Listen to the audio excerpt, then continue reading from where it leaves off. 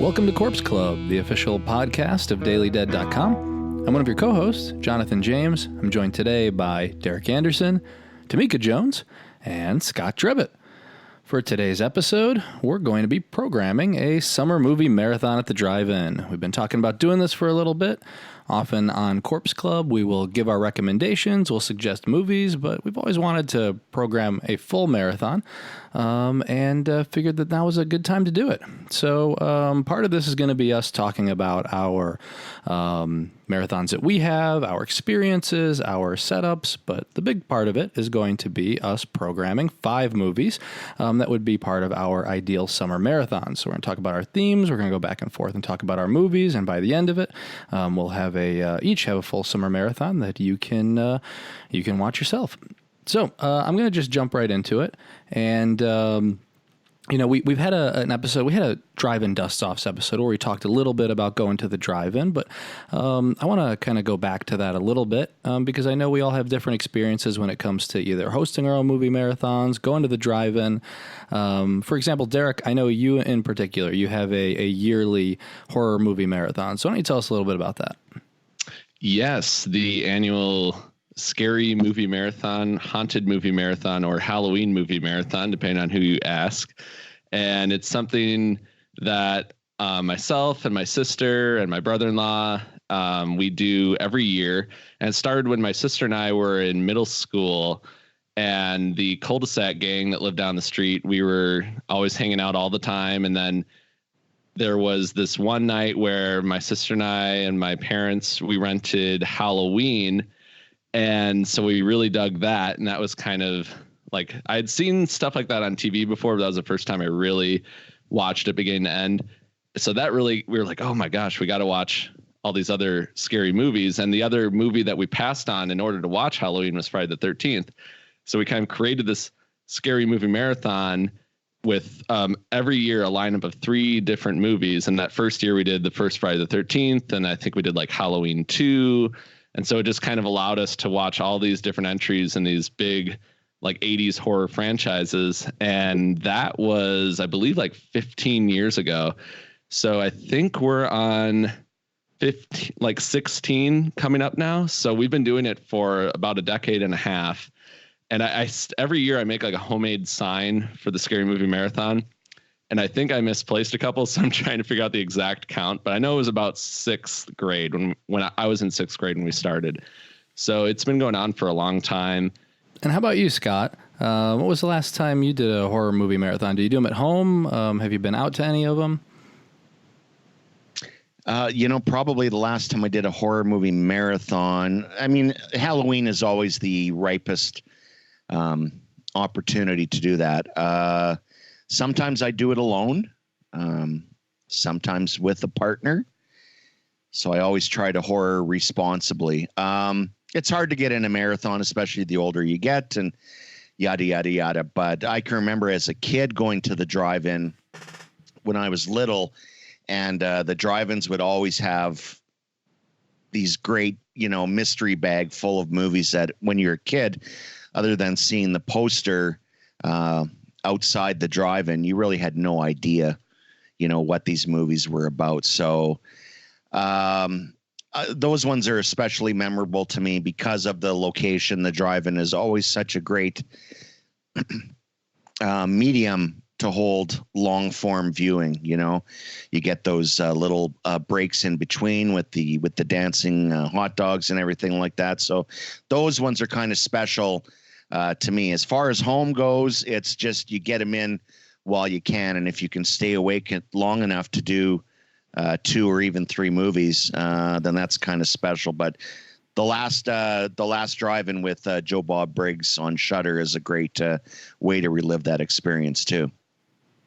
Yeah, I was actually going to bring that up, and I was going to say I think that one of the great things, and you could do it before, right? You could just bring people together and watch from the comfort of your own home. But I think that that's great that Joe Bob's brought so many people together. So you're watching the same movie together online, kind of recreating that drive-in experience for the masses. But, people are seeing movies they may not ordinarily see. And that's what I love about the the marathon format, whether it be a drive-in or somewhere else, is you get to introduce people to movies they've never seen.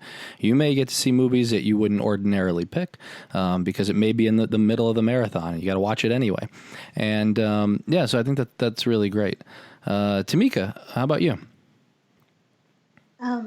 I wish that I had more time as of late to do horror movie marathons, but I used to do them with my friends all the time. It started out as a bad movie night where we would just watch bad movies of any genre, and then it started, I guess, meandering over to just horror movies, like really cheesy horror movies. But we haven't gotten an opportunity to do that in so long, and I want to bring that back. So I'm going to make that suggestion because I miss that. It's a lot of fun, and I love exposing people to movies that they haven't seen before or movies that I know they would never watch, and watching their reaction. That's always the best part.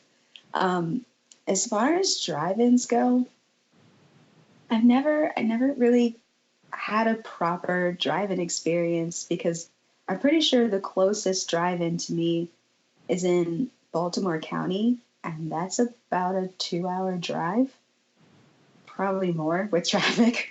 But I know from stories that my mom used to tell me that she loves going to the movies. And when I was a kid, even a newborn, she would take me to a drive-in that is no longer with us. Like it's a person. It's no longer with us.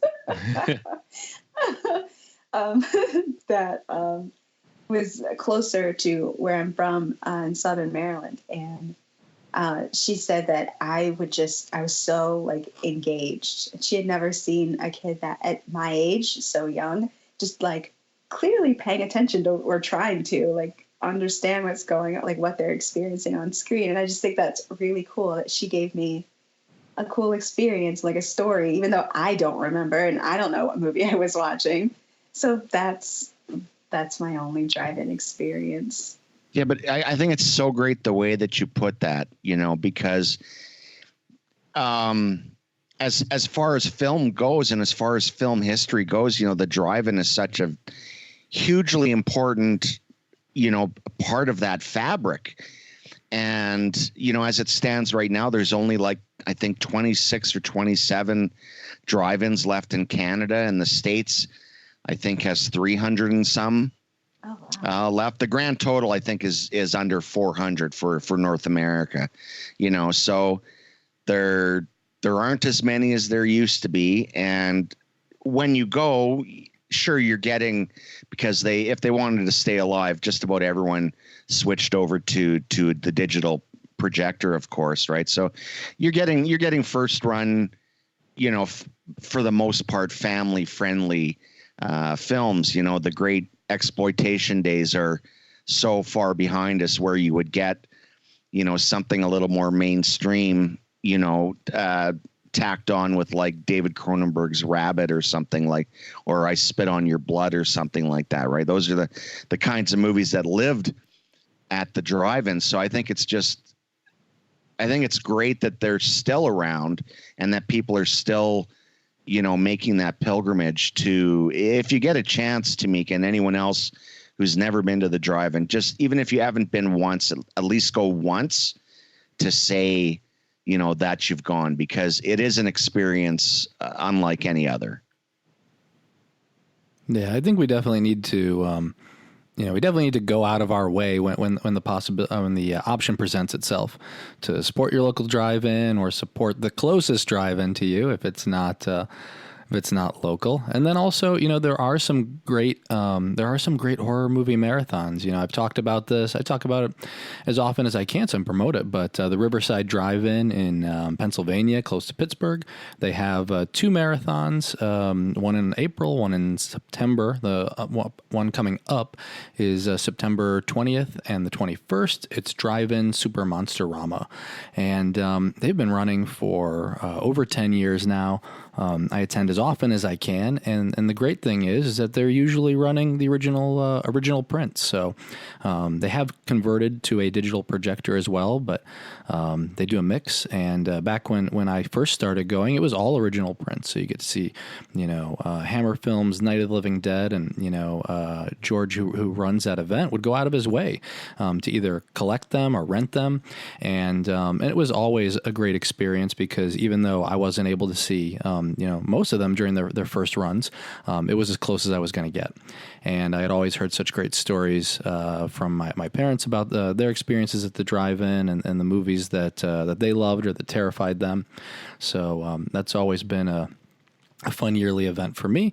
And then also, as often as I can, I always try to, my wife Christy loves horror movies, so it works out. And my parents do as well, as I kind of just mentioned, but I always kind of bring everybody together, and at least a few times a year we'll run 5 or 6 movies drive-in style at my place. And usually they have no idea what they're watching, and at the start, and I'll theme it. And kind of like what we're doing here, I'll pick a different theme and some different movies, and it's a surprise for them every time, and we really enjoy that. So let's just jump right into it. Scott, I'm going to have you kick us off because you are our drive-in dust-offs master, expert, creator, extraordinaire. I'm sure I can come up with more. Well, when you get to the bad ones, that's when you've landed. So we each have different themes for our drive-in marathon, and we don't want to give you the list right away, right? That would be cheating. So we're gonna go one at a time. I want you, Scott, to tell me what your theme is and maybe the idea behind the theme or the movies that you picked, and then talk about your first movie that people will be watching at your marathon or at your drive-in. Okay, so because when I win the lottery, we're going to open a drive-in that just shows retro movies. So we might take a bath, but it doesn't matter because we'll have our own, 200-foot screen. Exactly. So, exactly. Who cares if anyone shows up? So my Dusk Till Dawn drive-in marathon, the theme is Send in the Clones. So basically what I'm going for here is we're going to start off with a classic movie, and then the following 4 movies will be, one might say, variations of the same theme. So I'm starting off with Jaws from 1975. Nothing needs to be said about it, other than it inspired a whole lot of movies, none quite as perfect as it, but many made with a lot of affection and fun. And I really like this lineup that I have, but we got to start off with and pay tribute to the original, which is Jaws, which would be great because I've never seen Jaws on a big screen, whether it's an indoor theater or a drive-in. So I myself would be personally very excited to be able to see this. So yeah, we're kicking my Send in the Clones from Dusk Till Dawn marathon with Jaws. That's such a great way to kick the summer off. I actually have not, and you kick your marathon off. I actually haven't seen it on the big screen either. I'm missing out on it, and I always feel sad because now they have those marathons where like you watch it from the beach or you watch Jaws in the lake, and it has escaped me every time. And I heard there was one literally like 10 minutes away from my house at the beach, but I found out after on a friend's Instagram story. Oh. Yikes. So you missed the 40th anniversary theatrical screenings in 2015, I believe it was? I missed everything. Oh, yeah. As did I. Okay, now I feel bad because I actually got to do something like that. Well, don't feel bad. Just tell us the story so that we can live through you. Yeah. We'll rage silently. Don't worry.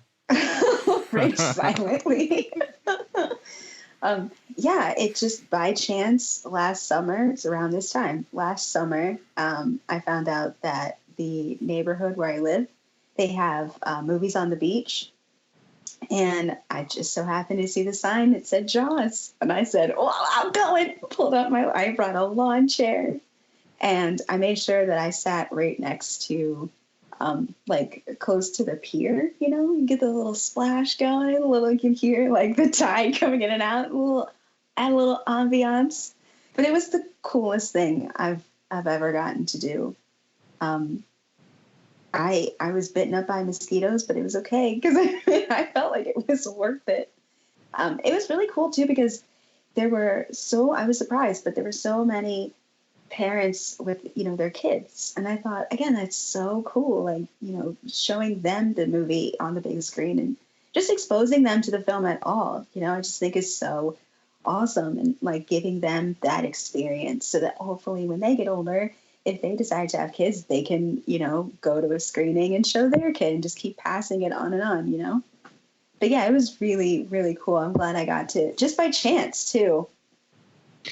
I think I would do some novelty things as well, whereas I would have like the cups at the concession are all labeled the USS Indianapolis, and there's a slow leak built into them so that by the time you got back to the car, your drink was empty and you had to go back and buy another one.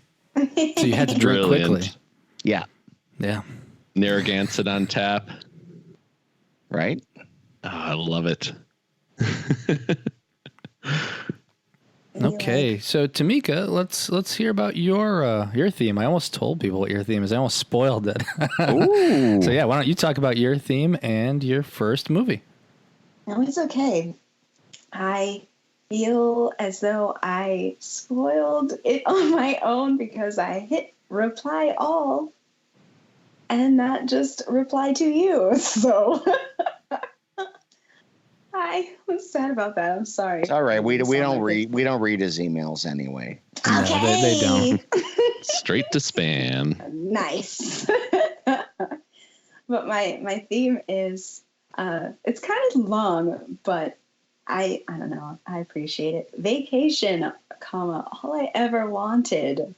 And so my picks revolve around this, awesome, ultimate, epic getaway that goes completely south. So my first pick is Danny Boyle's The Beach. Oh, interesting. Yes. So they're not all going to be one particular type of movie, they're going to be kind of like a mix to keep it kind of, I don't want people to, I guess, not be bored because I hope they wouldn't be bored by my picks, but they kind of switch the mood up, jumble around. So I picked The Beach because I love this movie. And I just, was somebody gonna, or did I? It was me. Keep going. Never mind. Okay. I wasn't sure. I was like, okay, am I losing my mind? Just like The Beach, I was wondering if I was losing my mind. But the reason why I wanted to start off with this movie is because I was kind of going for something that would set the tone, like set a good tone of being set up to think, how do I explain this? I guess to be kind of lulled into a sense of security before everything just completely goes to hell. And then every other movie after just gets worse and worse and worse and worse. But in an entertaining way, if that makes sense. I like that. Yes. So your last movie is going to be Beaches with Bette Midler. Darn it, why? Why did I miss that one? You still have time to switch. That's right. Do I?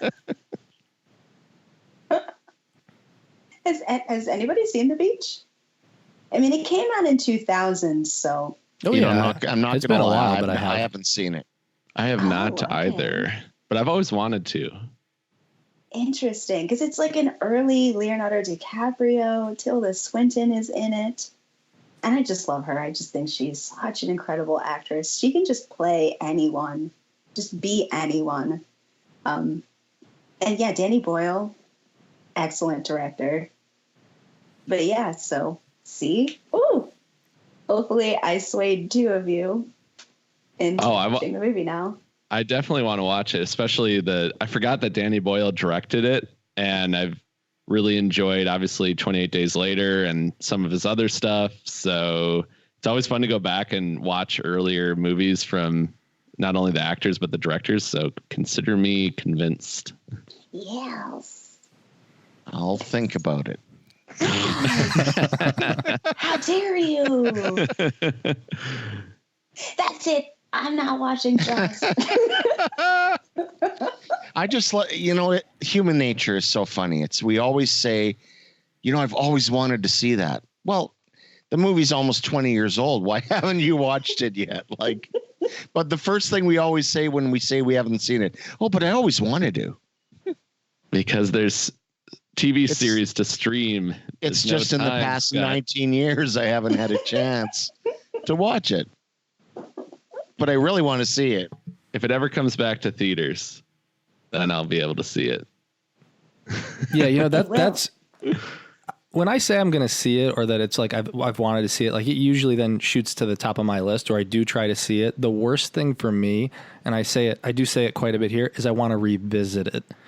That means I'm probably not going to see it. Like if I wanted to revisit it, I probably would have over the last 20 years, 15 years, whatever. Yeah, it was like when we talked about The Dark Knight last episode, the Dark Knight Rises. I'm like, I haven't seen that since it first came out to theaters. I'm not going to see it again. I mean, I might, but it's not high on the list. The chances are low. It's only the better part of 3 hours. Come on. Yeah. No, I can watch something else. I have a long list of things I haven't seen, so those get priority. But anyway, moving on. Derek, what do you got for us? All right. Well, if I did Scott's theme on this one, it'd be pretty interesting because I'm going with a movie about kids who discover a disco-loving mummy in their neighborhood. And this is kicking off my theme of suburban scares. So I thought I would start things off a little lighter and go with the Disney Channel original movie, otherwise known as a DCOM. And this is a special one because it's considered to be the first Disney Channel original movie. At least that's what the internet told me. I'm kind of surprised because I didn't think it was that early in the arsenal. But I know Disney had movies before this, but this is, I guess, the first DCOM. So anyway, this is really fun, though. I'm not sure what town this is a suburb of, like what city it's outside of, but it's definitely got that Spielbergian suburb type setting. And it's these kids that are living in this neighborhood, and there's this kind of stereotypical haunted house, and they go and visit it. And lo and behold, there's a mummy living in there, and it's played by Bill Fagerback. I hope I'm pronouncing that correctly, but some might know him as the voice of Patrick Star. You also might know him from How I Met Your Mother or from Coach. So he's been around a long while, and he's really good in this movie. I figured I would kick it off with this because it's a little more family friendly, but it's actually a little more intense than your average Disney movie. It has a really fun opening sequence where they're watching a horror movie and some stuff happens, and it's a little more grisly than you might expect, but it's a lot of fun. And it's just fun to watch these kids kind of hang out with this mummy and go around their neighborhood. And it has this very suburban feel to it. So that's why I figured I'd start it off, and it's got a kind of a Halloween vibe to it. So I think it's a fun one to start things off and not go too heavy right away. Does it have a title? Oh, yeah. It's called Under Wraps. Wow. See, I was just leading up to it. I thought you said the title. Now I'm going to have to go back. I'm pretty sure he didn't. He didn't say the title at all? No. No, the entire description is the title. I forgot to mention that part. I was waiting for the title because I was going to say, I was going to guess, great. Like a DCOM movie. He's going to explain every movie, and then you have to guess the title. That's his picks. My theme. But yeah, it's a lot of fun. And if you like Universal Monsters, it kind of has that flavor to it. It's a little bit Monster Squad. So it kind of, I think it's a good way to kick off the suburban scares. Well, you're definitely not going to be able to do that at a drive-in because there's no way in hell you're going to get that from Disney. Oh, crap. That's right. Well, maybe if we get Disney Plus, we can stream it somehow and just not tell them. I'm not sure. I mean, you've told them now, though. Now it's public. Yeah. Okay, this is... Yeah. But you can do it at home. You can do a drive-in at home with it. So, or you can watch it in your car and your laptop while the real drive-in's going on. There you go. Alternate programming. Yeah. That's how bad my drive-in is. I'm giving people options on what else to watch. You don't have to watch it. Programming. Here, use my Wi-Fi. You don't have to watch this movie. You can watch something else. So has anyone seen it? No. No. No. Which and it's interesting because I usually love DComs. I don't remember Under Wraps. It's kind of a forgotten one, which I think is why it would be fun to show it. It's not quite at Phantom. No, you say Phantom of the Megaplex, and people might know what you're talking about, but not Under Wraps. Our resident Disney expert here at Gorbs Club. Deep cut. Every podcast should have one. Yeah, it really should.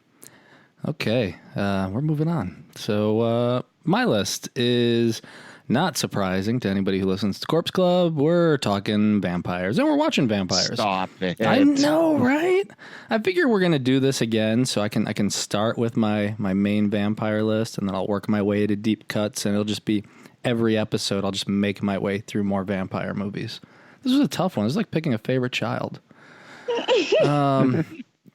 So my theme is From Dusk Till Dawn, and I had to think about. For me, the big thing for pacing is really important when it comes to a marathon. So things I usually will think about, and I thought about here, was I don't want a movie that runs too long. So like Bram Stoker's Dracula, that was out. All my movies are running under 2 hours. They're snappy. Even if they're not, you'll probably survive it. And so I wanted to make sure that we could kind of go from one to the next to the next. I also wanted to make sure that for the purpose of this podcast, that every movie was streamable. So you can get it on Amazon Prime, or Shudder might have some of these still. You can buy them on Blu-ray, so you can pick these up at any time. And then also I went with the theme of these being all modern day vampire movies, whether or not, I mean, they're modern day for the time that they were filmed. So no future vampire movies, no vampire movies that were set in the 1800s. So anyway, so that's my theme. My first movie is and I'll talk about this first before I get to this one. I also wanted to make sure that I messed around with some of the pacing. I didn't want to go with a heavy hitter at the start, because in some cases a drive-in marathon will start with that to bring people in. I want to keep people awake. I'm picking some movies that are older. Some people may not have seen them. Some people may think they're slower. So I wanted to start with a movie that, like I said, that will get people with, and then we kind of pick it up, and then it's peaks and valleys. But that's kind of intentional, so that we can, like I said, we can keep people up and going for the entirety of the marathon. So anyway, the first movie that I want to introduce people to, if you haven't seen it, and if you have, you got to see it anyway. You're at my marathon. Is Dracula A.D. 1972. Scott, I know this is a favorite of yours. You know, as much as I this is not my favorite Dracula Hammer movie. But this one, this one is, for me, this one's snappy. And I love the soundtrack on it. I love the cast. I love the modern day setting. I know that when this movie came out, this was blasphemy, right? Because it undoes the continuity that was set from the previous movies. It undoes or remixes the vampire rules. So I get why, if I had been watching the Hammer vampire movies since they first came out, and I saw Dracula A.D. 1972, I'd be like, what the hell is this? I get it. Because all the other movies, they all tied into each other. if Dracula, died, if he fell into the water in the first one, or in one of them, they figured out a way to get him out. If he turned to dust, somebody would pick his dust up in the next movie. And so they had all, like I said, they had all tied in, and they did a really good job with that. They reboot it, but like I said, I like the modern day setting. I think that Peter Cushing is especially great in this movie. Always loved Christopher Lee, and like I said, I think for me, one of the fun things about this, and one of the reasons why I think it's great to start with, is for people who haven't seen it. Like I said, for me, I love the soundtrack. It starts with this group of friends who kind of crash a party. We have the band Stoneground, who's playing. I do love both of the songs in that movie. I like the funky soundtrack we have going through it. So for me, like I said, it's a slice of 1972, and yeah, so this is my first one. If you haven't seen it, I really recommend checking it out. And Scott, when was the last time you saw this? Well, you're making some interesting points, and it's been a while since I've seen it, so I may have to revisit this. Oh my God! Use my revisit. Yeah, no. It's not that late in the day, Scott. It's okay. I don't know. A couple years ago. No, I think I saw it last year. No, it's fine. It's certainly not the worst Dracula movie for me. Certainly not of the Christopher Lees. But I think that's an interesting pick, and I'm very curious since you threw that little curveball about all of the pictures being set in the modern day. I was thinking you were going to go the other way with your marathon, so now I'm quite intrigued. Yeah, I went back and forth. I was changing some even up until the last minute because nobody saw my list. I'm like, I ejected one that wasn't modern day, so got rid of it. Cheater. Yeah. But you could do that too. You could throw one that's not on this list and change it, and I won't tell. No, I will tell, but you can do it still. So before we get on to movie number 2, I'm curious about everybody's drive-in or movie marathon setup, or just what your setup is when you watch movies at home. So I think a big part of the drive-in experience is to be able to hang out with friends or family, to be able to sit there for a while, talk, watch movies, and obviously eat and drink. And so everybody has their go-to, movie food, movie drinks, and I'm curious to know what everybody's go-to is. So let's see, Tamika, let's start with you. You're having your marathon, or when you're just at home, what is your go-to movie snack and drink? Okay, so I've been told that I'm a weirdo because I kind of don't buy snacks at the movies or drinks, but I do really enjoy getting food like a meal from elsewhere and sneaking it in. Nice. Hey, that still counts. What's your go-to sneak-in meal? Okay. Like a whole chicken or something? Rotisserie? Well, I've never been that bold. I've seen someone sneak in an entire pizza. So. I've done a pizza before. Yeah. That's because they had a big tote or a big purse or something. Because you got to have a big purse. One of you or a friend, you have to have a big purse to pull that off. But Chipotle, I really enjoy a good Chipotle situation. So that's usually what I smuggle. Actually, no, when I'm home and I watch movies, or when my friends and I we used to do a bad movie night, Goobers. I love Goobers. There you go. I knew there was something. I don't even think we have Goobers up here. What are they? Okay. It's like a peanut that's covered in chocolate. Okay, we just called those chocolate-covered peanuts. Where's the fun in that? I know. It's not as catchy as Goobers, but gets the job done. Do you put the Goobers in the Chipotle ever, or no mix and match? I never thought about doing that, but I'm going to next time. because I'm interested now. Like, I don't know though, chocolate and then like black beans and guacamole. That just seems like No, you take M&Ms and mix it in with your popcorn. Ooh, yeah. okay. Or I've milk actually chocolate. never done that. That's a good one. Have never done it. Yeah, try it out. It's good. Do you put the butter on there too? Well, of course. Oh man. But you get the butter layered, right? As they do it, you get the butter layered, so it's throughout the whole thing, and then you get your little bag of M&Ms and you dump that in, shake it up, and away you go. That does sound good. Yeah, that sounds like something my mom would do. It's delicious. Burn. No, that wasn't a burn. That was just a true thing. Like, no, that wasn't like my mom would be totally into that. I think she's done it. You thought he was telling my mom joke? Like Tamika's like, sick burn. You get him, Jonathan.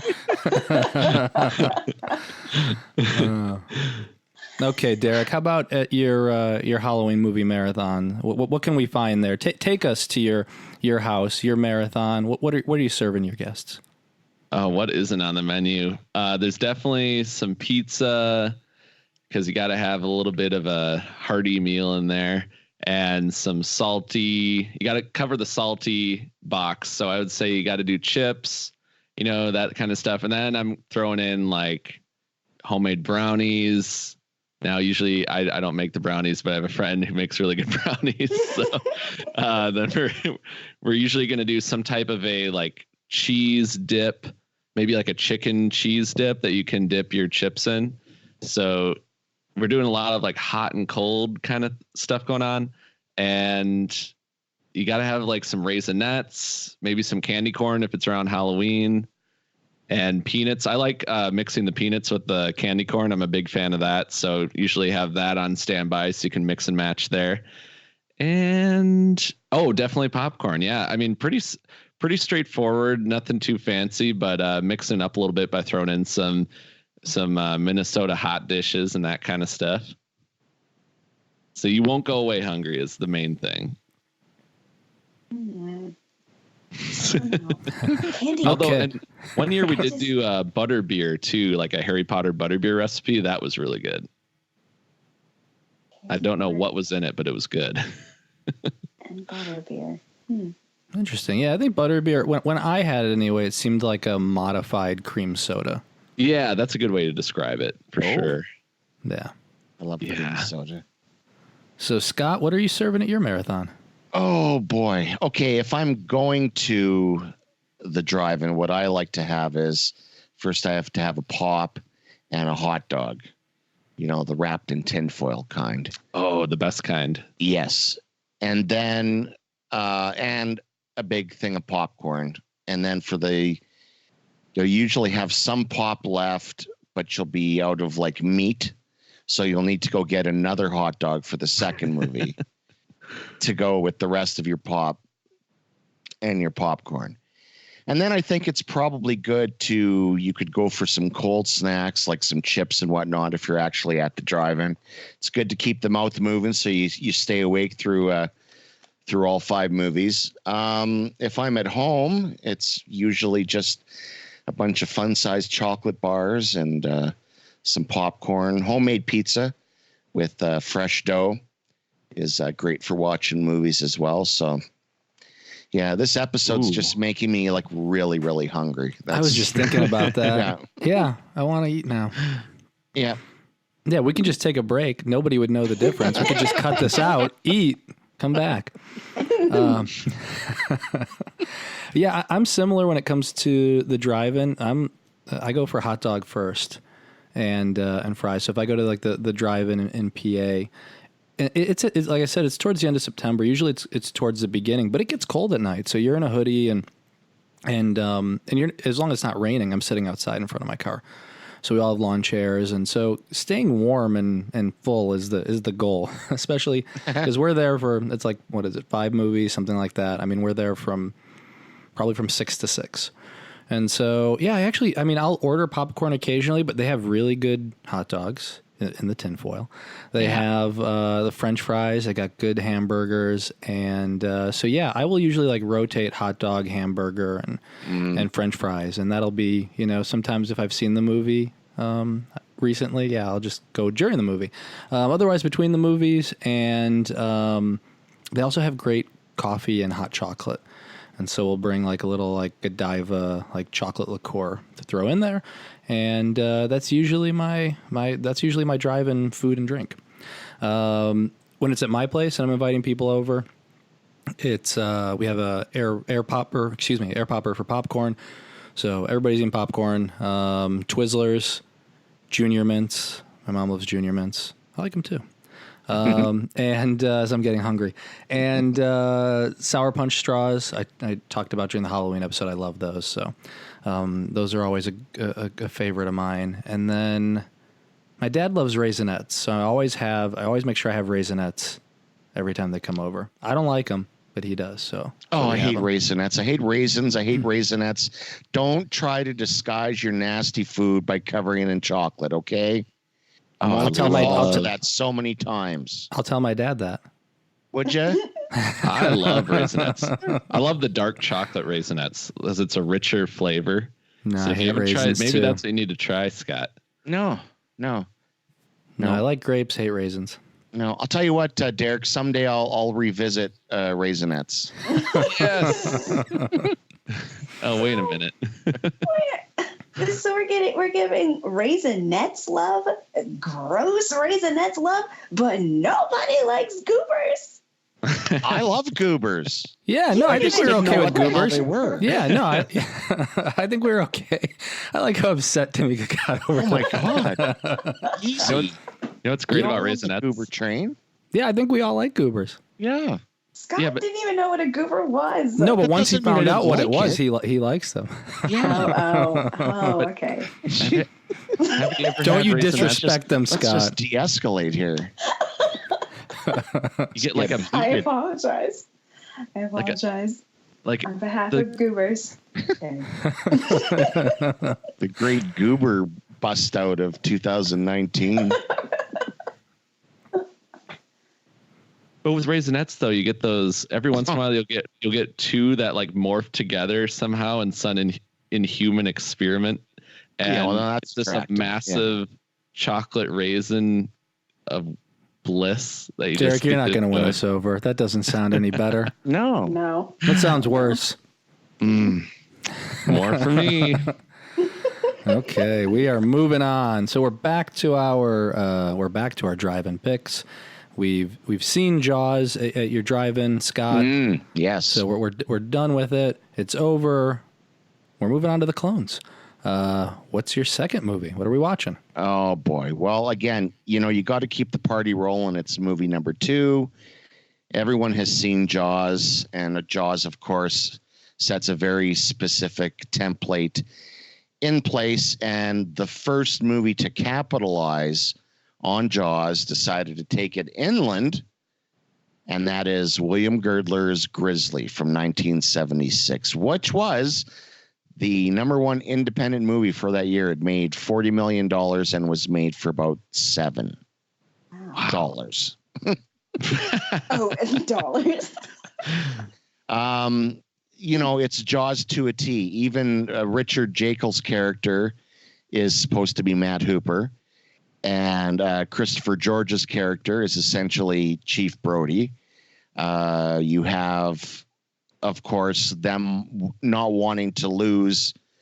Like in Jaws, they don't want to lose business. So, of course, they're trying to, keep the park open while they look for the bear. But that turns out to not be a good idea whatsoever. Somehow, the movie is rated PG. And yet it features the first person flung against a tree in a sleeping bag out of any horror movie that I know of. It was the first one before Prophecy and Friday, one of the Friday the 13th. You have a horse's head gets lopped off by the bear, flying limbs, Christopher George, Andrew Prine, a bazooka, a super cute killer bear. There's nothing more to say. It's the great continuation of Jaws brought to land and brought to life wonderfully by William Girdler. Yeah, he was the true Renaissance man. I'm amazed at how much he was able to do, like in the, the relatively short amount of time he was able to make films. But that is, it seems to be the one that stands out the most as far as when you hear of like Nature Strikes Back movies. That's the one that I hear a lot about. And I know you and Brian Christopher did the Corpse Club bonus commentary on that movie.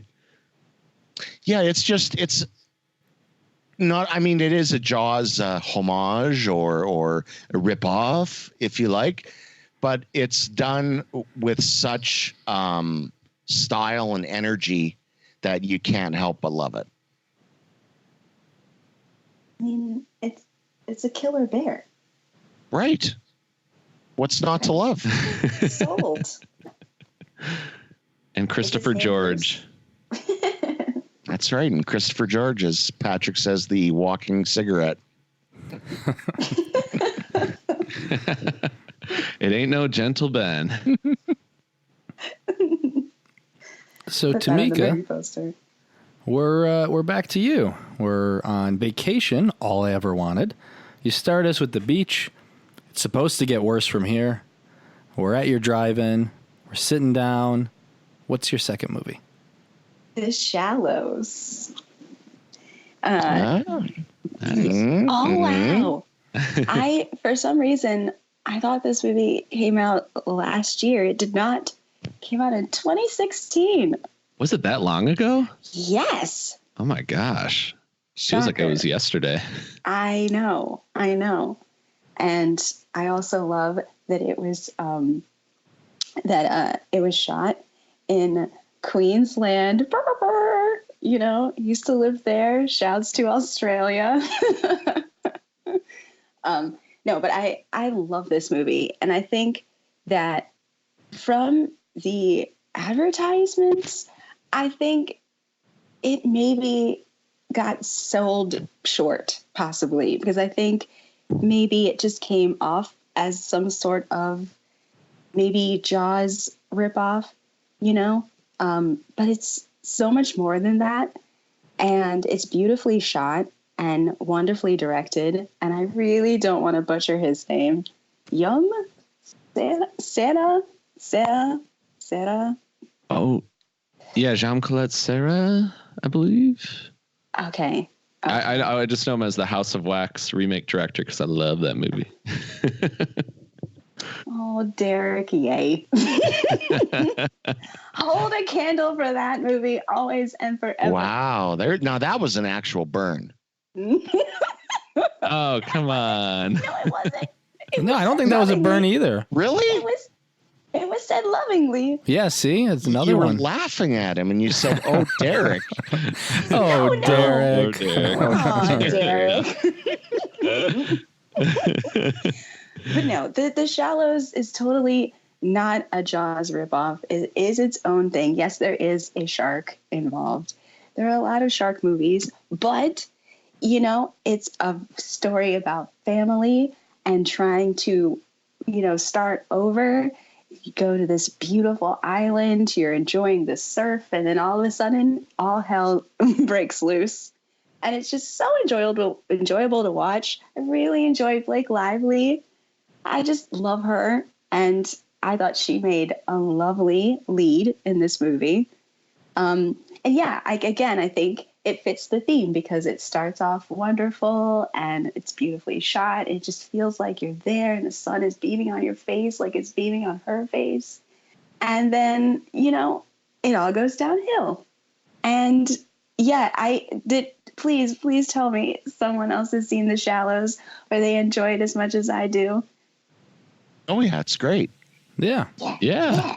I don't think I enjoy it as much as you do, but I liked it. Okay, I'll take it. I like the seagull the best. Oh, Steven yes. Seagal. Oh my gosh. Oh yeah, the seagull. Yeah, Steven Seagal. Well, that's his name. That's true. It's in the credits as Steven Seagal. I swear I never caught that. Yeah. Steven Seagal. Another reason to include this movie in my drive-in. Right? There we go. Yeah, that was he really is. Sully Steven Seagal. That's amazing. Thank you, Scott. You're welcome.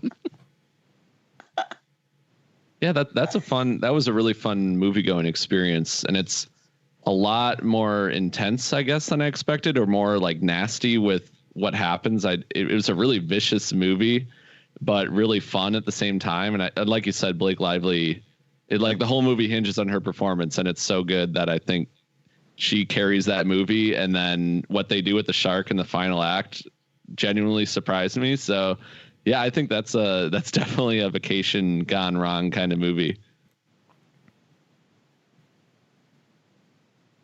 Now with that, Derek, we're going right to you. We saw Under Wraps. We're settled in your drive-in, and many of us at the drive-in are like, I don't know what's going on. Like, he started with the Disney movie. Like, we knew Derek's love of Disney movies. Are we going to get just nothing but Disney movies for the rest of this drive-in? I paid a lot. I drove 4 hours to visit your drive-in, and I'm a little scared. So what's next? As you should be. And I didn't realize this until just now, but as the next movie is not a Disney Channel movie, but it does have a Disney connection because it stars a former Disney child star, and that is Disturbia.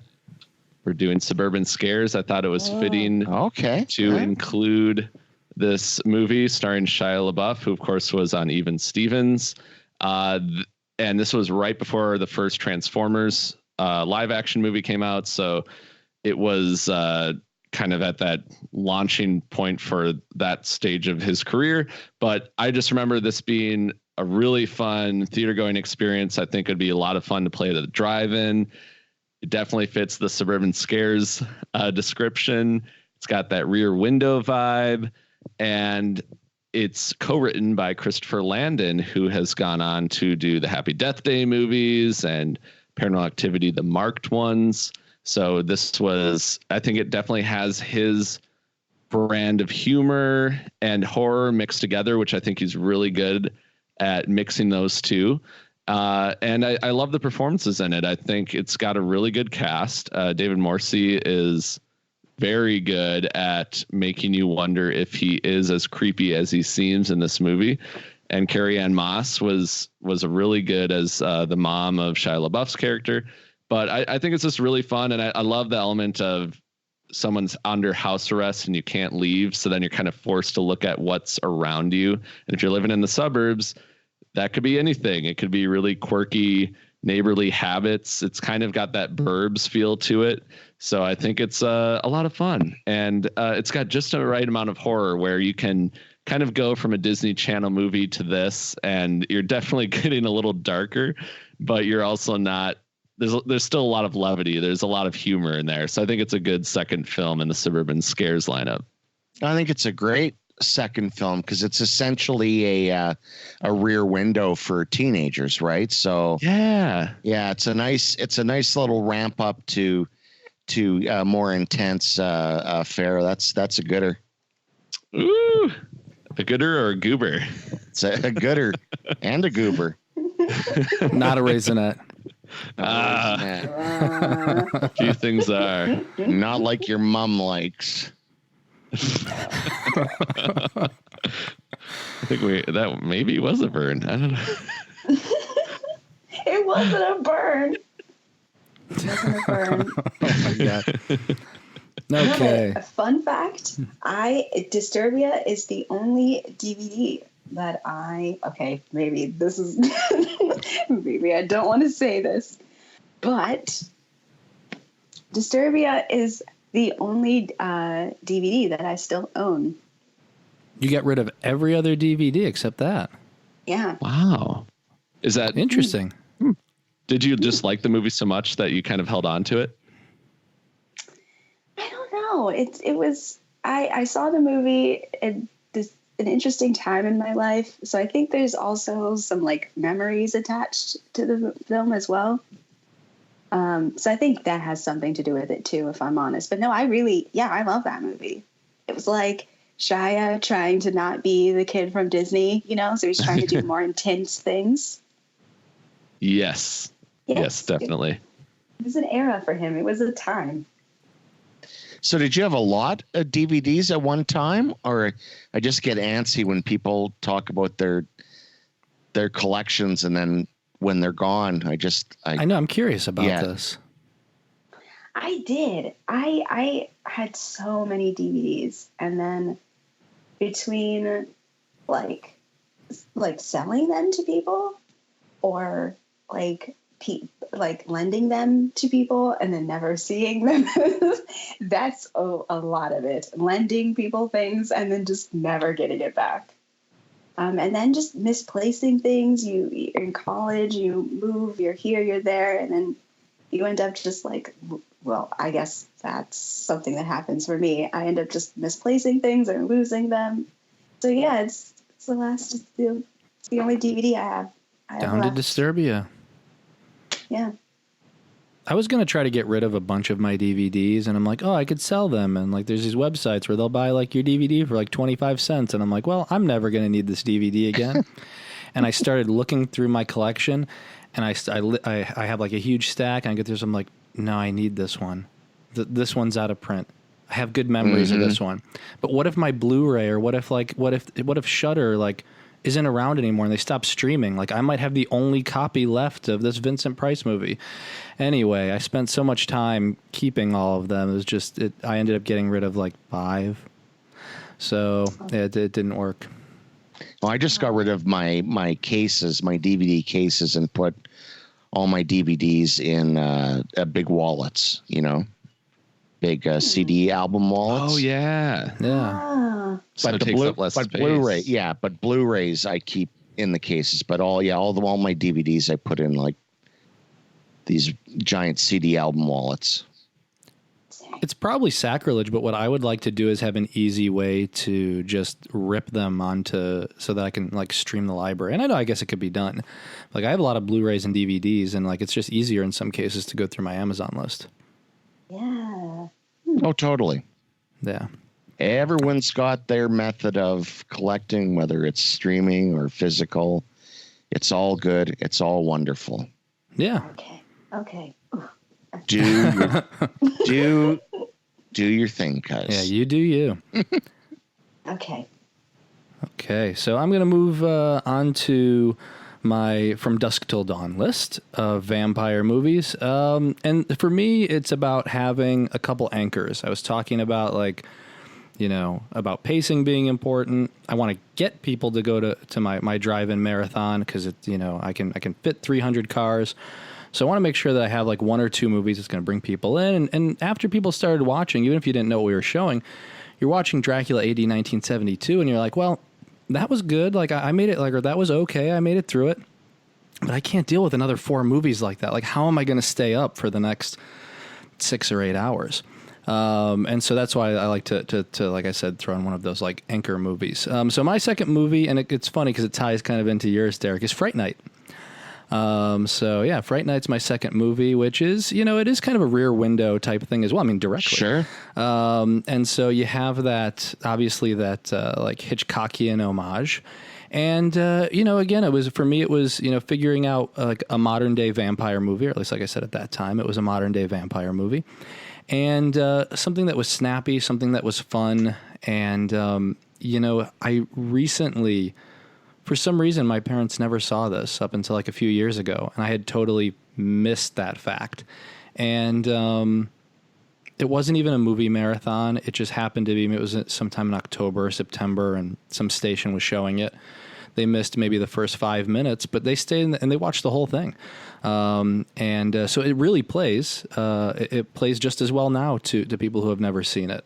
And so for me and for my drive-in, I think this would be good because if you haven't seen it, it would be, you're going to have a great time. If you have seen it, well, you should see it on the big screen. And if you've already seen it on the big screen, well, why wouldn't you want to see it again? Come on. I think what really makes it for me is it's a great vampire movie that's also a great comedy that also is that I mentioned about it paying homage to Hitchcock, but also to the greats of horror. I love having Roddy McDowall as Peter Vincent, the horror host. Obviously, we know even the name is an homage to the greats. And so I think this is one of those movies where it is inspired by the great vampire and monster movies of the past, but it's not tied to them. And, great actors, great practical effects. We've said plenty about this. Heather's said plenty about this, so I'm not going to spend a lot of time focusing on it. But if you haven't seen Fright Night, start with my marathon. Start with Dracula. Move your way to Fright Night. And I hope you enjoy it. It's one of those things where, we have our listeners, and some people are listening right now and being like, well, how the hell? Like, of course, everybody's seen Fright Night. And as time passes, as we get a little bit older, like these movies are now becoming more classics, right? And you'd be surprised when I run into younger horror fans, and I'll suggest movies. I mean, I've done suggestions in classrooms before where it'll be like, oh, well, you should see this one. Like, well, I've never heard of it. Or we'll do horror movie trivia, and I would do some classes where we talk about zombies years ago, and it would amaze me just how many people they like horror, like they want to go to see new horror movies, and they're interested and they know these characters, but they haven't seen a lot of these movies. So you'd really be surprised that maybe like.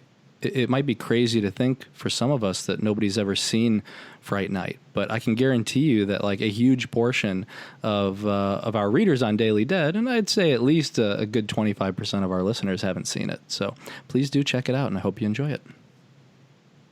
Yeah, you really do.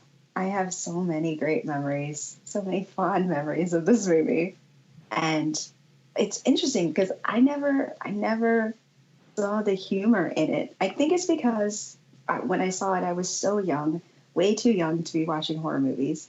And I was just terrified by everything, everything I was watching. And it's an interesting outlook on the film. Yeah, I was, sorry, go ahead. No, I was done. Oh, okay. I was just going to say that I saw it a bit older than you were, Tamika. I saw it in the theater when it came out. So I was a teenager, and yeah, the humor wouldn't have struck you when you were little, just the terrifying nature of what you were watching. And there's a lot of horrific images in it, but the humor really stood out to me as a teenager because, of course, you're relating to Charlie and Evil Ed, and you're relating to these characters from your age group. Not only that, but as a burgeoning horror fan, to see, as you said, Jonathan, the wonderful Roddy McDowall, basically doing a comical take on these fictional heroes from all these movies that we love. It's an evergreen movie. It never grows old. It never, ages. All the jokes still work. The practical effects are still fantastic. Yeah, it's really kind of perfect. I had to restrain myself from choosing this one for my drive-in lineup because it seems like the perfect suburban horror movie. So, yeah, and it's one of those things where I would have seen your list and I would have said mine first. I would have just moved it to movie number one. Wow. No, we would have resolved it. I had an alternate just in case. But hey, there's a few Fright Nights to go around. We can share. Yeah, well, we can share. I wasn't going to share, but we can share.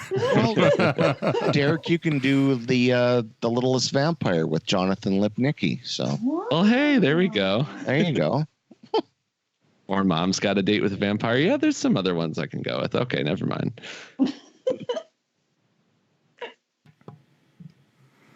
Okay, so that wraps up our movie 2. We're about 4 hours in.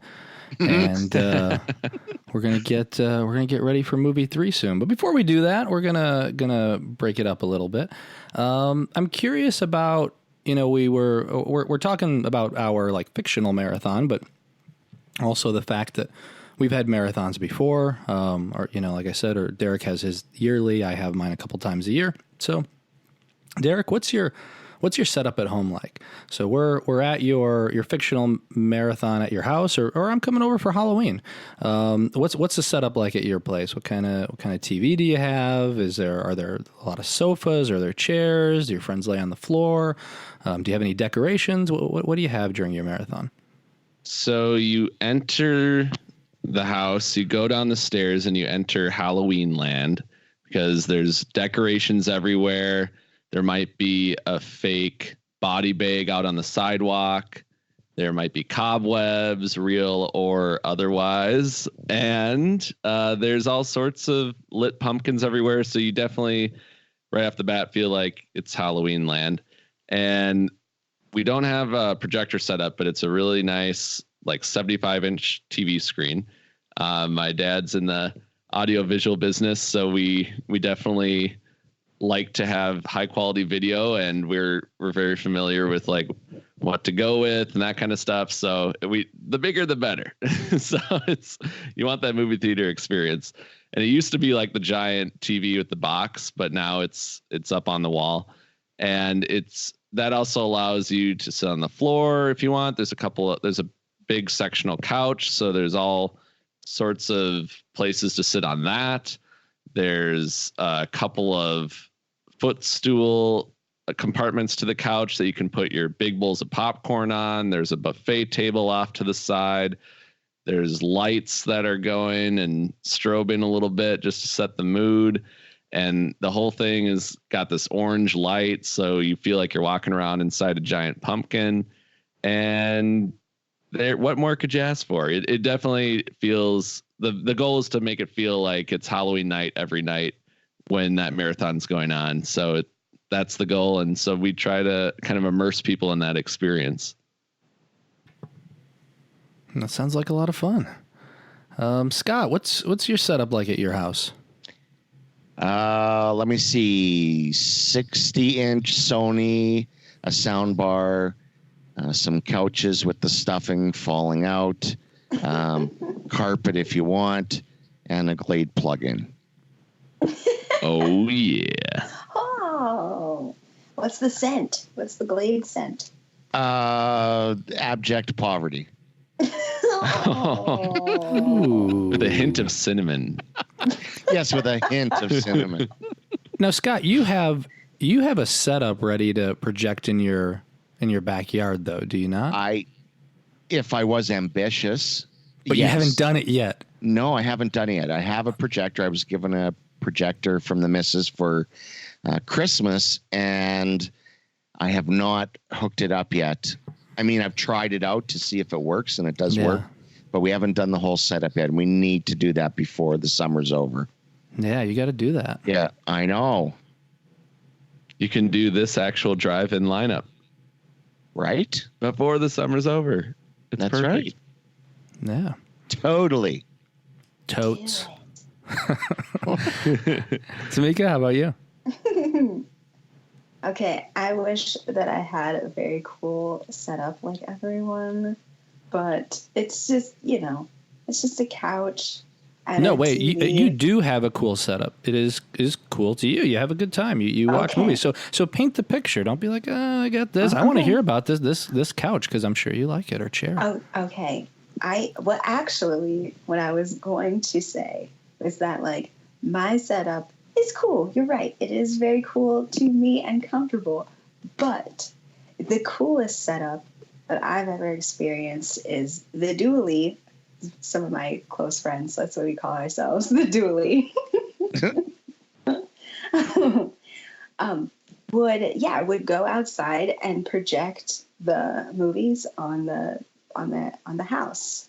And we would watch, and that's how we watch movies. And we bring bean bags, good old tried and true college bean bag chairs, which are surprisingly comfortable, and goobers for me.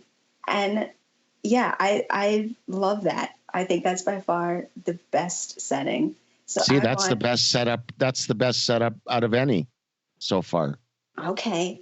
So if you come to my drive-in, we've got the beach, we've got the shallows on my house, beanbag chair. Yeah. Sounds great. No raisinets. Thank you. Oh, this is getting better by the second. That's my drive-in setup. Nice. Yes. Yeah, I mean, for me, one of the big things I always wanted to do is be able to have a projector. So when Christy and I were looking for a house, it was like, well, I need a house with a big enough basement to do it. And thankfully, we found one. It's like half of the basement's usable. And I think like a few weeks after we moved in, we realized that there's a terrible leak. Like it passed inspection, but like the whole basement's leaking. So I was like, oh my God, like I can't set up anything here. And so my plans got delayed for a little bit. I think it took like a year, and we had to get, the new drainage, new sump pump, all that stuff.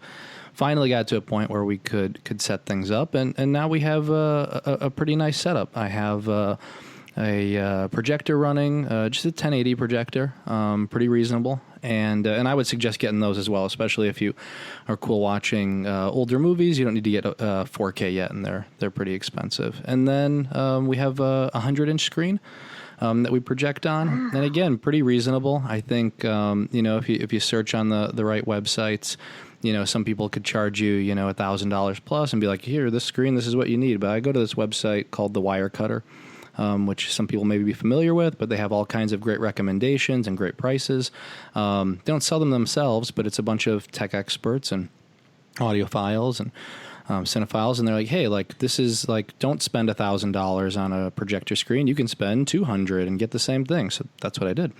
So like I said, kept it pretty reasonable. It was basically cheaper than getting a nice 4K TV today to get the projector and the screen and the tuner. So we have that, and then took some of our couches from our apartment where we used to live and brought them downstairs, and we have a sectional.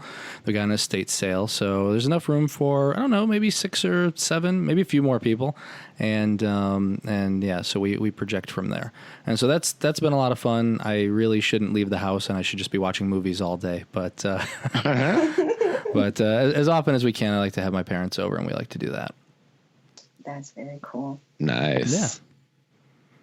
Yeah, but I mean, I think it's a good investment because you think about all the time you spend at the theater, and at least for me, in LA, it's definitely the theater experience is a little better. But for me, it's tough. I mean, maybe, and I've talked about this before. Maybe 1 out of every 3 or 4 times we go, something's wrong. The picture's out of focus. The screen isn't aligned with the projector's not aligned with the screen.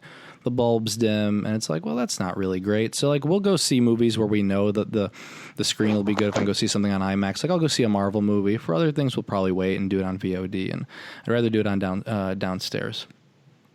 And then it gives us the opportunity to do all these fun movie marathons and kind of have a captive audience, because it's easy to tune out, right? If you got something on your phone or your laptop or a smaller TV, it's easy to tune out. But when you have when the lights are off, projector's running, and you got a loud sound system, like you're there. So yeah. Anyway, so that's my setup. We're moving back. We're going back to our drive-in marathons. We're at movie 3, so everyone's still pretty much awake, I would hope. If anyone's, what, a little bit of a side note that I will, when I do go to the drive-in, like Christy will stay up, like she's cool staying up, like going to a drive-in or going to a movie marathon at a theater, but something about going to the drive-in makes her very sleepy. So if Christy survives 2 movies without falling asleep, it's a good experience at the drive-in. So I had to start bringing in like more of my family members. So I'm like, guys, like Christy wants to go and she has a fun time, but she doesn't make it more than 2 movies. I'm just there by myself. So again, so pacing is important. You don't want to knock somebody out. So Scott, we're going to go back to you. You're sending in the clones. You gave us Jaws. Then we went on to Grizzly. What's the 3rd movie?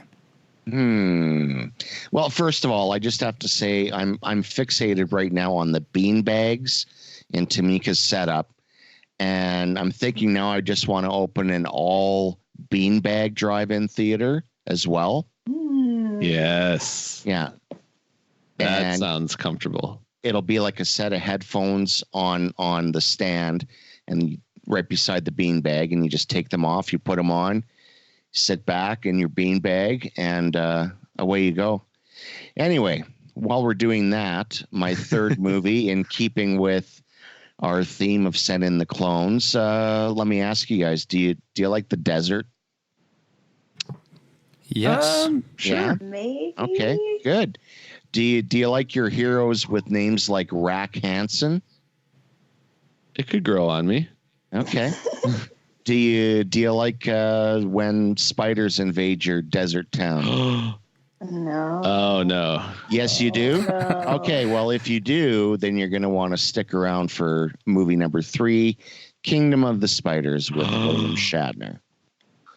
Out of all the movies on the list from the Send in the Clones, this one is probably my favorite. I've seen this movie from the time I was 10 years old till now, which is a couple years.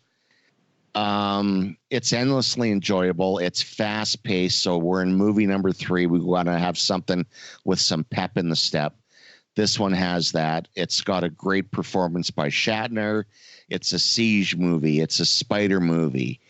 It's everything wrapped up into one wonderful cocoon. And it's got an ending that's pure 70s bliss. I cannot recommend Kingdom of the Spiders highly enough for anyone who's never seen it.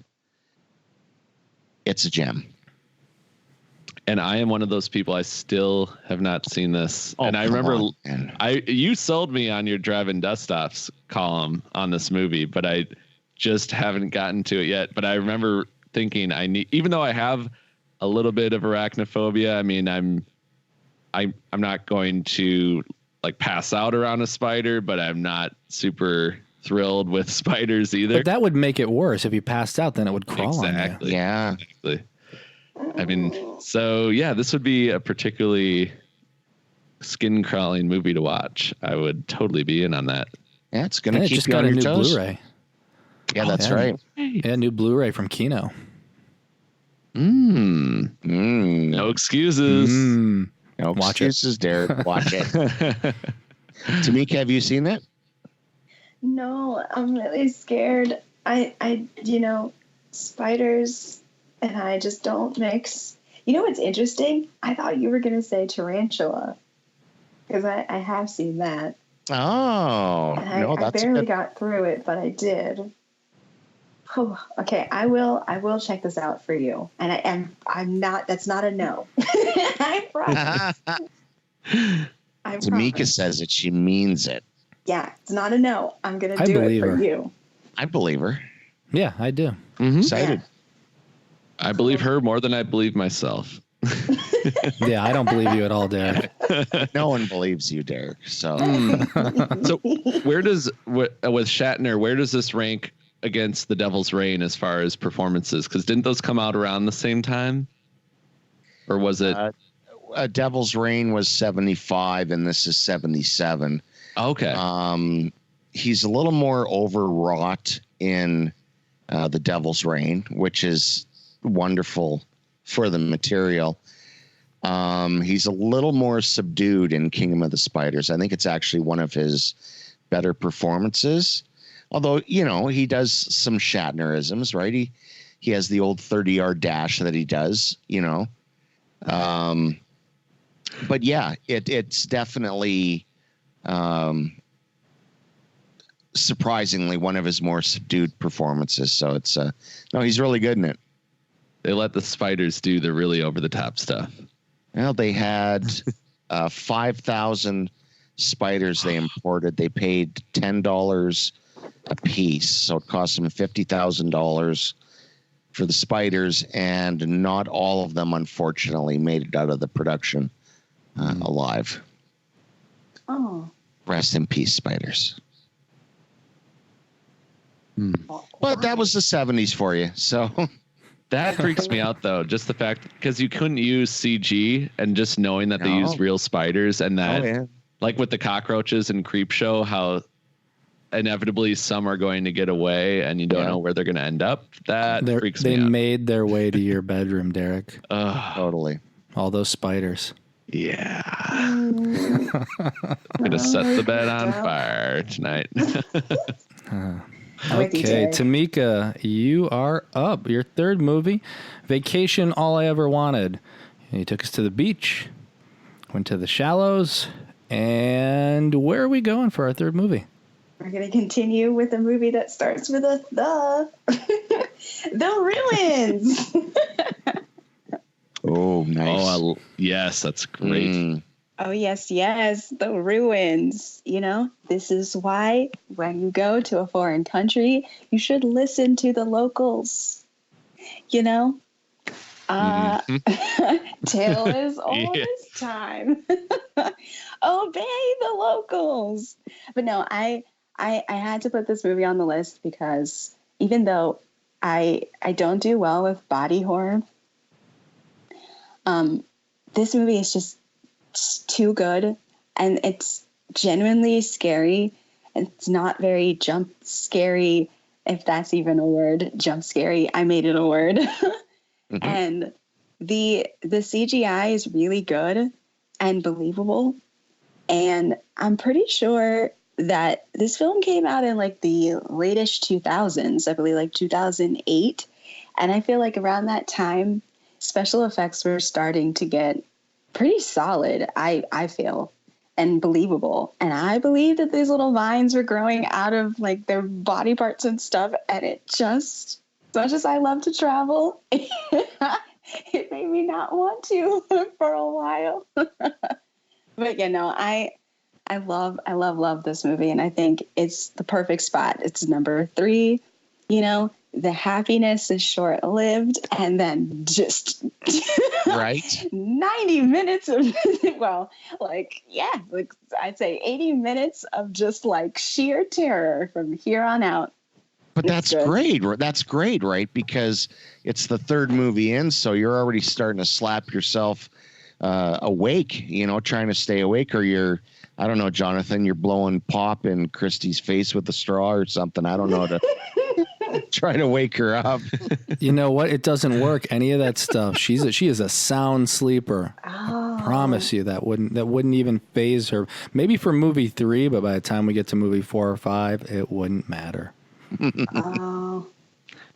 And this is, I love it's the perfect mix of body horror and like Nature Strikes Back. And I'm a big fan of the book too by Scott Smith, and he wrote A Simple Plan, which I also really love. I never did see the movie of A Simple Plan, so I really need to get on that. But this is a fun movie to see with an audience. I remember seeing this in theaters, and I don't think a lot of people came to see it in general. And I don't remember there being a lot of people in the theater either. And I feel like people slept on this movie when it first came out. So just to see it, like, I feel like if this was released now, I think it would do a lot better financially now that horror's really caught on a lot more in the last 10 years. And I think people are, in a strange way, they're like more ready to go see this in theaters. And I think they would really champion this more. I think it would really take advantage of social media. And I would love for this movie to just get another theatrical release and then watch like a drive-in audience watching this movie. That would be so much fun. Yeah, this is a movie that a lot of people slept on. So yeah, I never had a problem with this movie. So yeah, I just hope people give it a try. I mean, I think it's going to be, you know, it's definitely a cult classic already, I guess, because, you know, we're still talking about it. Maybe it needs a little time before it's a cult classic. I'll call it a cult classic. It's okay. I'll stand by it. But this is a movie that would be actually great for a Scream Factory re-release, especially now that they have Paramount. So yeah, let's, you know, check it out. We already did an episode dedicated to this. I don't know what else we talked about. This and Piranha, right? That's what we talked about. Yeah. Yeah, it was kind of like a vacation horror episode. Yeah. But yeah, that's such a good one. Good pick, Tamika. So Derek, we're back to you. Suburban Scares. We saw Under Wraps, Then you took us to Disturbia. And what's our third movie? I stopped people from leaving with the second movie. And you can't do suburban scares lineup without The Burbs. So I'm really going to make sure people stick around for the third movie with The Burbs. This, I mean, it's in the title. We've talked about it on Corpse Club before, just the brilliance of that movie and how Joe Dante directed it and the cast they assembled for it and the screenplay by Dana Olson and just how it totally captures the bizarreness of suburbia as well as what could be going on just behind the curtain, that it could be something very dark or it could be something very comical. And I think it just really plays with that humor and horror very well. It totally captures cul-de-sac life in all of its glory and horror and fun and everything. It's just this big melting pot of a movie that I think really encapsulates the suburban experience. And Tom Hanks totally plays that frazzled suburban dweller so well. And that whole cast is just phenomenal. So I think it's just a crowd pleaser. I think it'd be really fun to watch in a drive-in. It feels like a drive-in movie to me. Like it feels like something that people would gather around to watch back when it initially came out at a drive-in. And it really, I think it ages well. And I think it would still play well today. And we're looking at the 30th anniversary of it this year. So it's even more fitting to put it in that lineup and have some fun. And I think it works too as the third movie because it's getting a little darker, but it's still got some humor in there. So it's kind of like Disturbia before Disturbia. And it's definitely its own thing, but I think it's still keeping with that lighthearted tone. So I'm looking to take a little darker turn with movie 4, but I think with movie 3, we'll still have some fun. Does movie 4 go to Martyrs for you? Is that? Oh gosh, I don't want to take a 180. I would love turn. to see a left turn like Right? that on one of these lists. That's a 180. Burbs to Martyrs. Maybe just to watch the crowd reaction, but yeah, that would be interesting. Yeah, it's like all Disney movies and then Martyrs. Yeah. I can't traumatize people like that. That would be ridiculous. But what a left turn that would be, huh? Yeah. Oh my God. I mean, if you gave people forewarning, sure, but not to just shock them like that. Yeah, no, you'd have to really. You go from The Burbs to a Serbian film. Oh my God. I like how everyone's reaction is like, oh, you had him with Martyrs. A Serbian film. And with Joe Dante.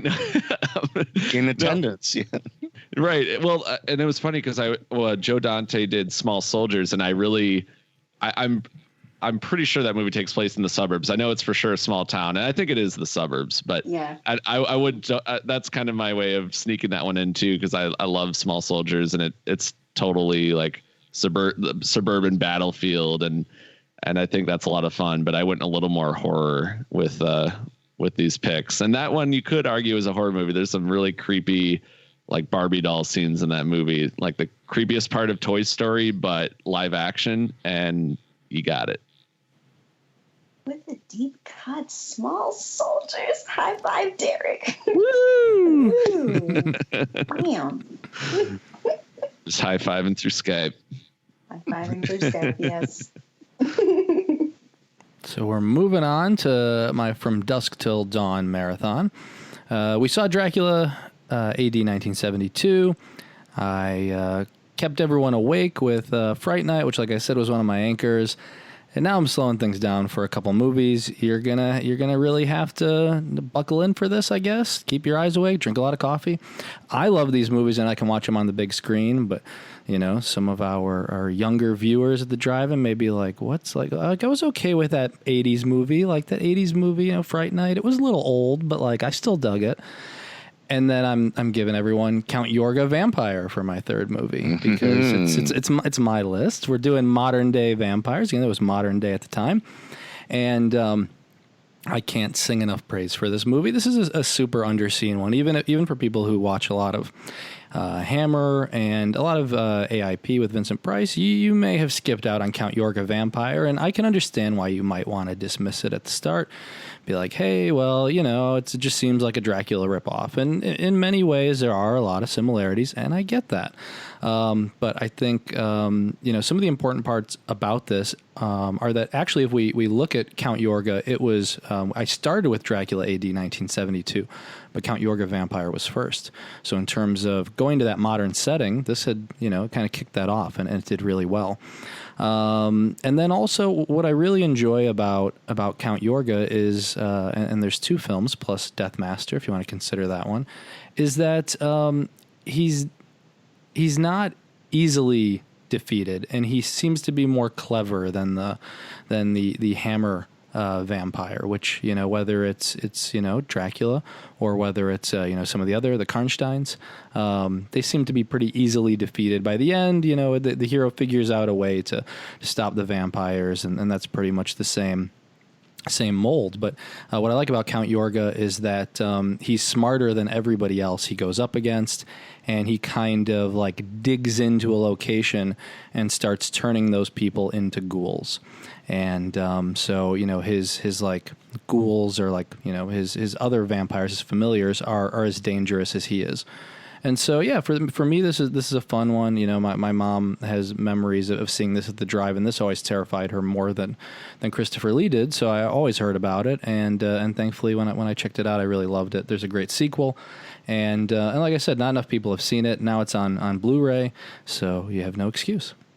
Yeah, you had turned me on to this one because I hadn't seen it before I joined Daily Dead, and yeah, it's terrific. It's a really great, tight little vampire movie, and Robert Quarry is really, really good. Now, I think this is one that I try to get Derek to see, and it's on his list. Yes, and I also have not seen this one yet, even though, like some other movies, you've been telling me for years to watch it. And I think I actually own it on DVD and Blu-ray, at least one of the first two. You have The Return of Count Yorga. Okay, on Blu-ray. And I think I actually bought, right before Scream Factory released that second one on Blu-ray, I got the first two on DVD, and I still haven't watched them. Did you buy them, or did I give you one of them? I can't remember. I may have I gifted you or Scott the DVD. Maybe. What's really going on here? Perhaps. Whoever I like better got the DVD. Wow. Well, I'm just kidding. Let me check my Amazon history and see who really bought it. That's fun. But this is a huge, like, I need to watch more movies from that era, and Count Yorga Vampire just sounds like it would be so much fun. And it's kind of like I guess it's gotten a lot more, it seems like it's gotten a lot more popularity over the last couple of years, because when you told me about it, I hadn't heard of it at all. And then in the last few years, I've seen more people talking about it on Twitter and that kind of thing. Or like when Scream Factory made the announcement, I think a lot of people were finding out about it, or like saying, oh yeah, I remember that one. But yeah, I really, that would be fun to watch at a drive-in, to like see it for the first time at a drive-in. And I did have a chance to check out an original print at the drive-in where it still had the loves of Count Yorga, where they spelled it with an I. And that is when it was originally, that was the name of the title when it was originally going to be an adult film. Before Robert Quarry signed on, like I said, it was going to be a straight adult film. And when he signed on, they removed all the sex and nudity and just made it a regular PG horror movie under AIP. But yeah, the original title card's still on some of those. Oh, wow. Yeah, that's a cool thing too about seeing a drive-in is like the original cut. Where else are you going to see that, you know? Yeah, and they also some of them by the time it hit home video, it kind of there were some scenes that got pretty heavily edited. So it was nice to see the full unedited version on the big screen. Yeah, I really enjoyed that one. But yeah, anyway, let's move on, because as you know, just as people are wearing or are getting tired at the drive-in, we're now 3 movies in.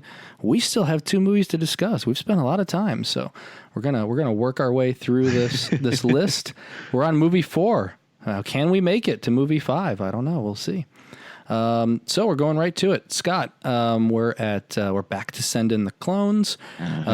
We've seen Jaws. It's like, oh, that's your anchor. We're there. We've seen Grizzly. We enjoyed Kingdom of the Spiders, but where some people are starting to get a little sleepy.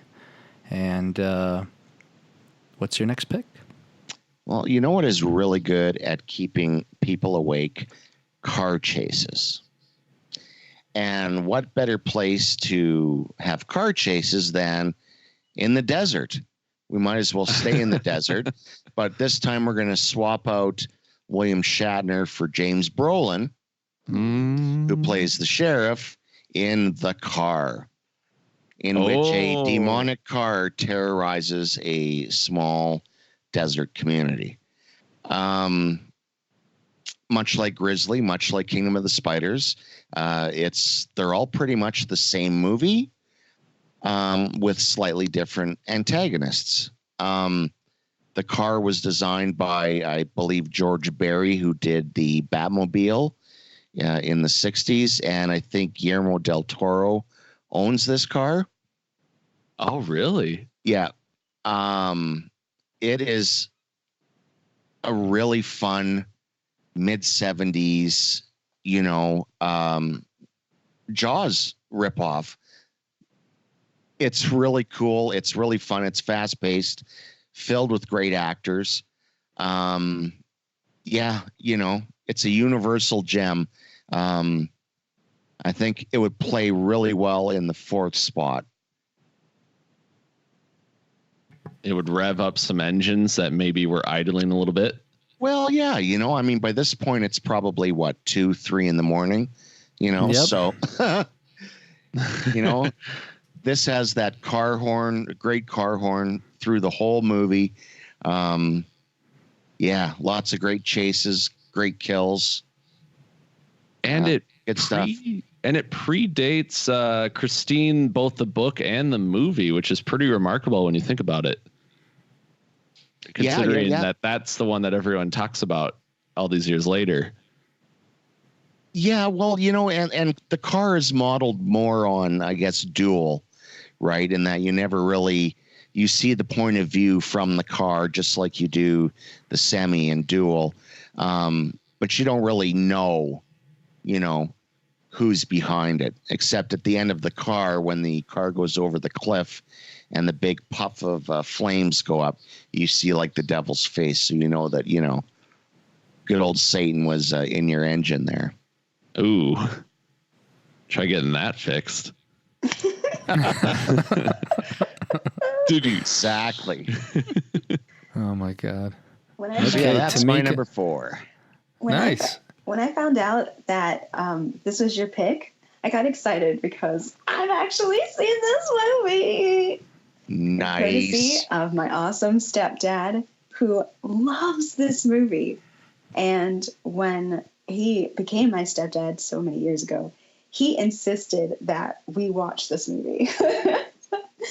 And so we had to track it down because it was really hard to find. And yeah, it's really, really good. And you're not lying about the constant car horn. How can you fall asleep? Exactly. You can't, there's so many just noises and revving and the tire squealing and just honking. It's such an adrenaline rush. I really like it. It's a good movie. So Tamika, I'll have you keep going. We're talking vacation. All I ever wanted. You took us to the beach, the Shallows, the ruins, and what are you keeping us awake with? I'm breaking the streak.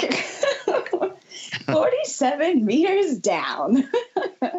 So I figured, ooh, yes. If you weren't already creeped out by the vines growing from all sorts of unspeakable places, I figure, let's take you back to another good old shark movie.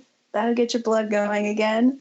And I absolutely love this movie. And once again, I think it just kind of got, actually, no, it ended up doing really well at the box office. But everyone kind of assumed that it wouldn't, because it kind of came out of nowhere and it just seems like a Sharknado or something. Not that Sharknado is bad, because, those movies can be enjoyable. But yeah, it is so, so much fun. And again, why do you have to get in a cage and swim with sharks? No, maybe swim with dolphins or something instead. But if at least if this movie had done that, then we wouldn't have 47 meters down, I suppose. But yeah, I heard a reaction from Derek, and I remember that you really enjoyed this movie too, right? Oh yeah. I know we had like a shark themed episode on Corpse Club a while back, something along those lines. And I remember this had just come out, and I was super thrilled with the whole experience. It was so much fun to watch it with an audience. So I think it would do killer at a drive-in, especially as the fourth movie, just because there's so many moments. I don't even want to say jump scares because you're in the water, but there's so many great scares in this movie. And I think it would really like wake people up and jolt them out of their seats a little bit. And I love it. I think there's some really, like, Johannes, the director, really plays with your expectations a lot. And he wrote the screenplay with Ernest Riera. And I think just the whole story just really plays on kind of what you expect. And some of it ends up being what you expect. And then there's other things that go completely different from what I expected.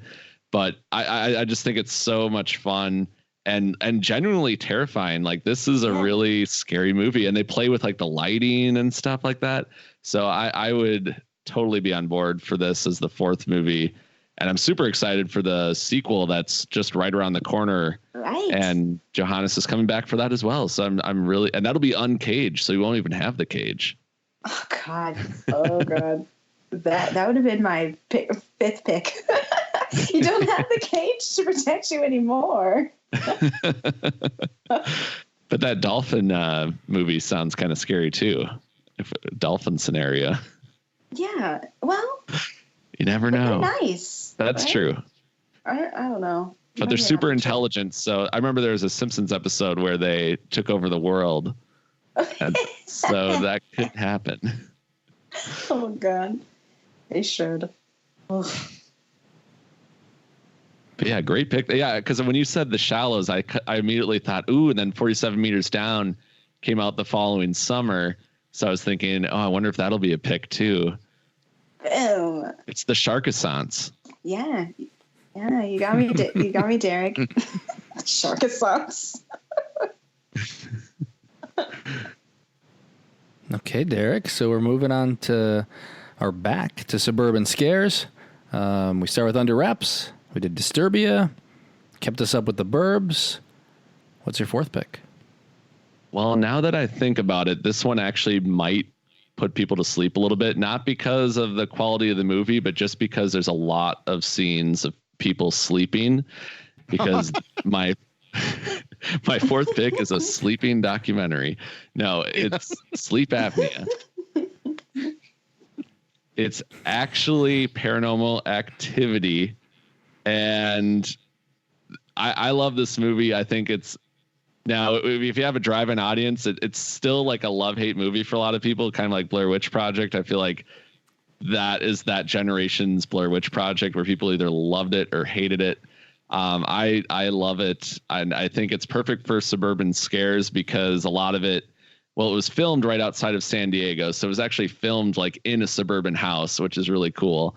And the movie basically just takes place entirely in this suburban location, and it really gets under your skin in a way because the horror is happening like right in this seemingly charming modern home. Doesn't seem like there's anything haunted about it. And as we know with the storyline of the Paranormal Activity movies, that, you know, it might not just be the house that's haunted, but I just love that they make the horror seem so real, and the way it's filmed, I think makes it that much more realistic.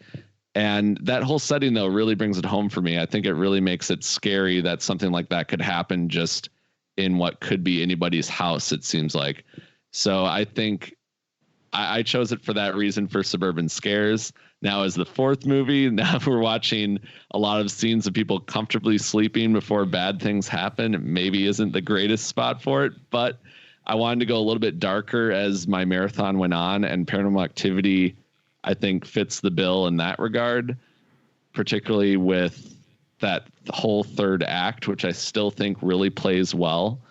And I would be curious, because this is the 10th anniversary of when Paranormal Activity was released to a wide theatrical audience.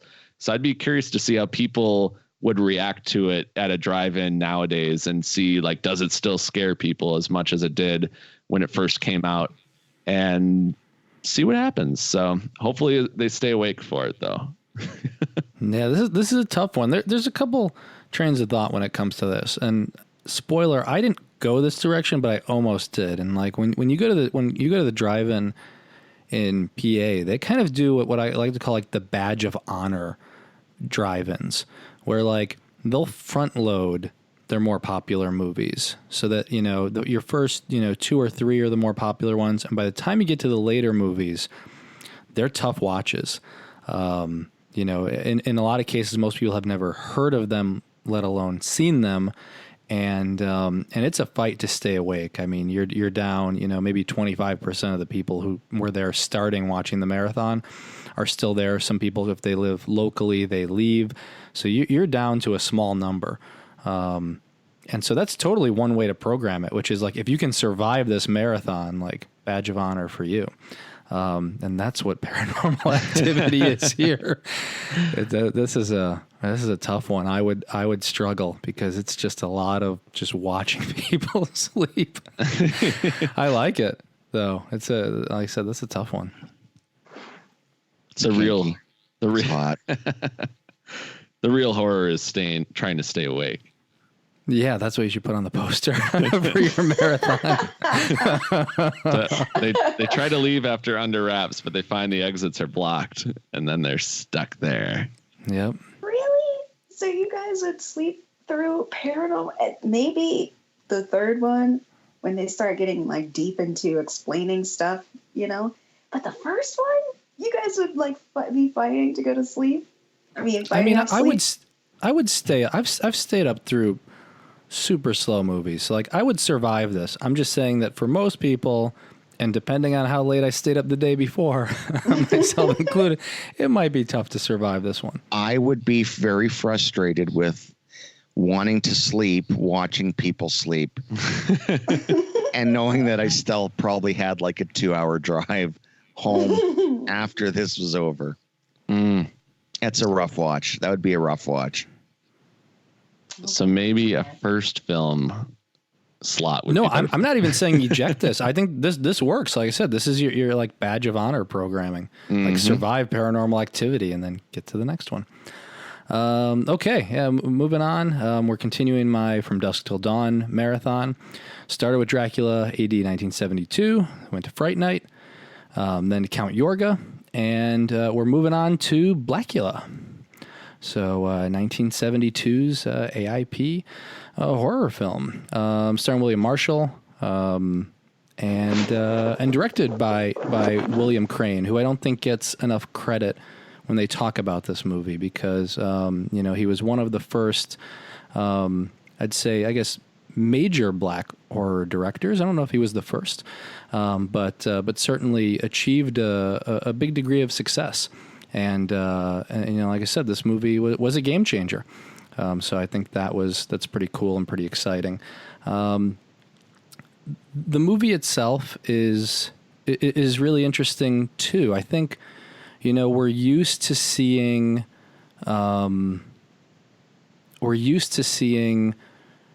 Dracula, at least, like I said, the Christopher Lee version didn't talk much, and I had talked about this before.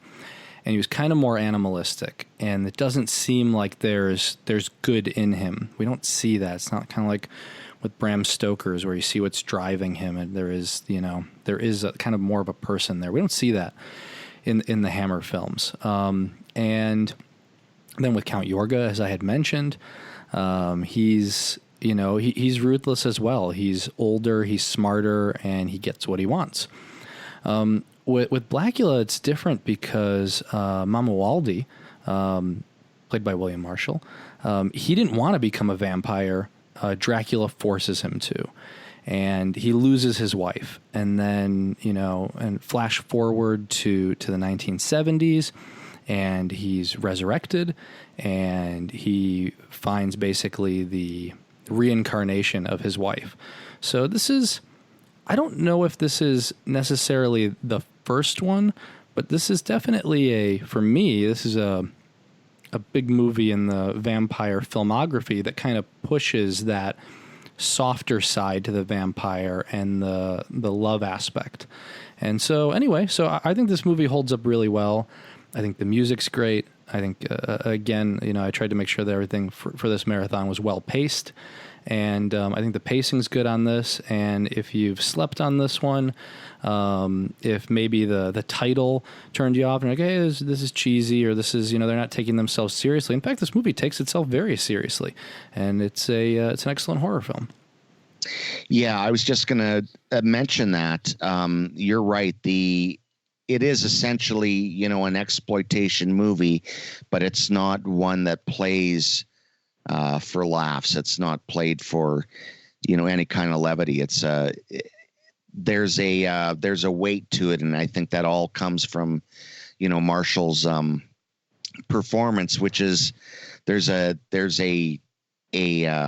regality, I guess, to the character, and a kind of a world weariness that is more in tradition of what I think of Dracula, whereas Lee was a more feral animal. I always found the character of Dracula to have kind of, a royalty to it. And I think he really embodies that. And it's a really great exploitation movie. It's a really good vampire movie, and definitely important. But still, it's perfect for the drive-in. It's good pulpy fun. Yeah, Blackula is a good one. In the words of Scott, a gooder. It's a gooder. Fun. It's a gooder. It's really a lot of fun, and I think it's just a perfect position. How can you sleep through Blackula? Like, you have no sense of fun. Yeah, and since the theme is dusk till dawn, you always have a dawn coming up in a vampire movie, so that's perfect to end with it. Yeah, bam. Oh yeah. Yeah, I think it and then Scream Factory released both this and Scream Blackula Scream on Blu-ray recently, so yeah, they did. I think a nice double feature. Yeah. So maybe it's another one where it's like these important movies being pulled out of the archives into the light now, and especially along with Count Yorga, I think this would be really fun to like have these play in the same lineup. Just like kind of the alternative to Dracula that you may not know. Yeah, for sure. So we're gonna, before we move on, we're not moving on to the next round yet. We're taking a little break because we're tired. We've made it through 4 movies, and we've also, this podcast is going pretty long as well. But yeah, we're tired here, and so we got to figure out how to stay awake. We got to keep our guests awake. So Derek, I'm curious if you're sitting through a movie marathon, if you're out late at night trying to stay awake, what's your go-to method? How do you keep yourself going? You're at a marathon, you're 4 movies in, you got 1 movie to go. What do you do to keep yourself awake? I might chew some gum, because I know, Scott, you mentioned got to keep the mouth moving to stay awake. That's one of my number one strategies. So I might chew some gum, get a refill on the pop or the iced tea, maybe some black tea, something like that. If it's a drive-in, definitely some hot chocolate, or if they still have some of that burnt coffee at the bottom of the brewer from that morning, maybe if it's still warm, I'll have some of that. But yeah, mostly just keeping the mouth moving and eating some food and maybe standing up a little bit, walking around. I'm one of those weird people who I might like bite my like knuckle or something like that if I'm really on the verge of falling asleep. I used to do that before like early morning football practices and weight room and things like that, where I just literally will just bite myself to stay awake. So you never know what I might do. I like how we're just loud there. Okay. That's normal, right? Yeah, that's normal. I think we all bite our knuckles to stay awake, right, guys? Sure. It's the pain that keeps you awake. Yeah. Okay, so Derek relies on pain. Tamika, how do you keep yourself awake? Got one movie to go. Listen, I'm just going to take a nap. It's what I do. So that's your go-to is a micro nap. A micro nap will get you through the day, friends. It will, or a couple. How long does your nap last? Okay, I can't go under 10 minutes. Like I can't go under 10 minutes, and I feel like if you go over 15, that's not even a micro nap. Now we're just full on napping. So I feel like my good spot is like 10, 11 minutes. Just go off somewhere, maybe behind a beanbag chair. Just nap it. Just nap it really quickly. And then nap it. I can't do that. I wish I could do that. It takes me. I can't even fall asleep on a regular night in 15 minutes. Wow. Okay. Yeah, I can't. It takes me forever. Even if you're really tired, though. I mean, 99% of the time when I go to sleep, it takes me longer than 15 minutes to fall asleep. Oh, wow. I'm one of those, my head hits the pillow and I'm out like within 30 seconds. Yeah. No, Yeah. I wish I could do that, but I can't. But those micro naps, though, you're right, Tamika, like just letting the body shut down for like even 5-10 minutes, it just makes a world of difference. Just surrendering to the exhaustion for a little bit. Mm-hmm. 5 minutes, I feel like, is kind of a tease, because then I feel like that's when you really want to just fully nap. Oh, yeah. So that could just turn into sleep. Minutes. Yeah, that could turn into sleep. Yeah, and I've seen that too. I do hear that from Christy. Christy will be like, and she'll probably listen to this and be like, "Why'd you tell him?" But we'll go to the drive and she'll be like, "I'll just nap for a little bit, or I'll skip this one movie and I'll be back for the next." And usually, she doesn't come back. But the caveat there is that it depends on the movie. Like she really likes like the Stuart Gordon movies, like Reanimator, From Beyond. So like if we find her like a good 80s, 90s FX heavy, fast-paced movie, like she'll wake up for that, but otherwise she's out. Scott, what's your go-to method for staying awake? Or do you just go to not. sleep? Yeah. Well, as I am dust, I would probably be sleeping through all of movie 3 and probably half of movie 4. Yeah. So if you sleep for a movie and a half, you should make it through all 5.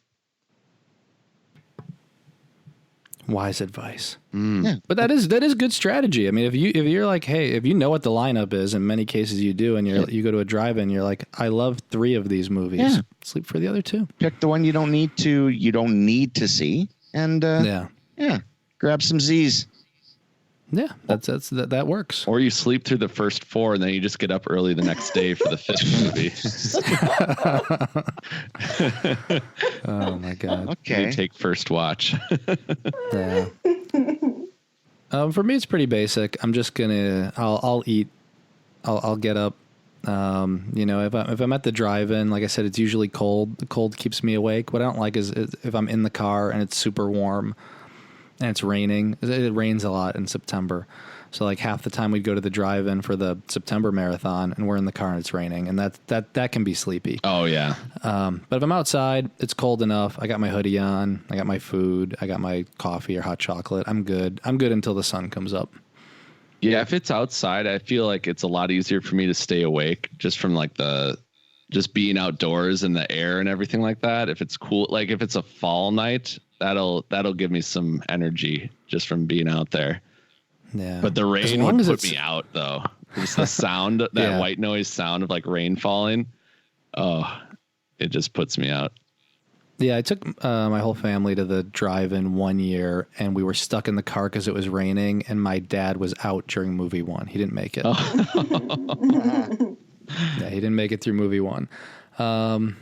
Okay, so we're wrapping this up. We have our stay awake strategies. In some cases, those involve sleeping, and we're at our last movie of our drive-in marathon. So Scott, we're gonna finish your list. Send in the clones. All right. We saw Jaws. Yeah. Grizzly. Kingdom of the Spiders. The Car. Yeah.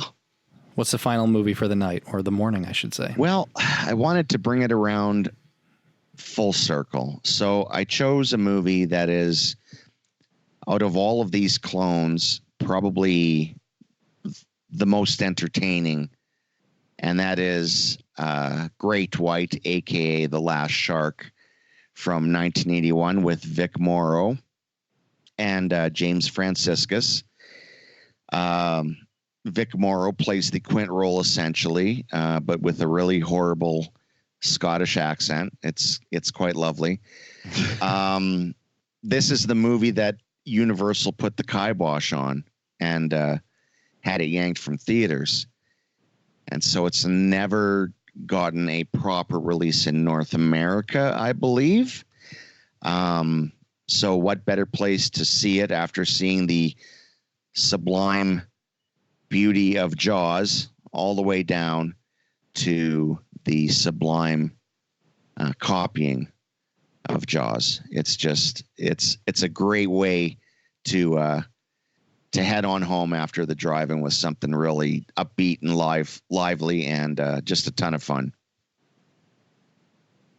And with the rights issues and everything too, I have to imagine a lot of people wouldn't have seen it. So it'd be a fun movie that people would want to stay up for.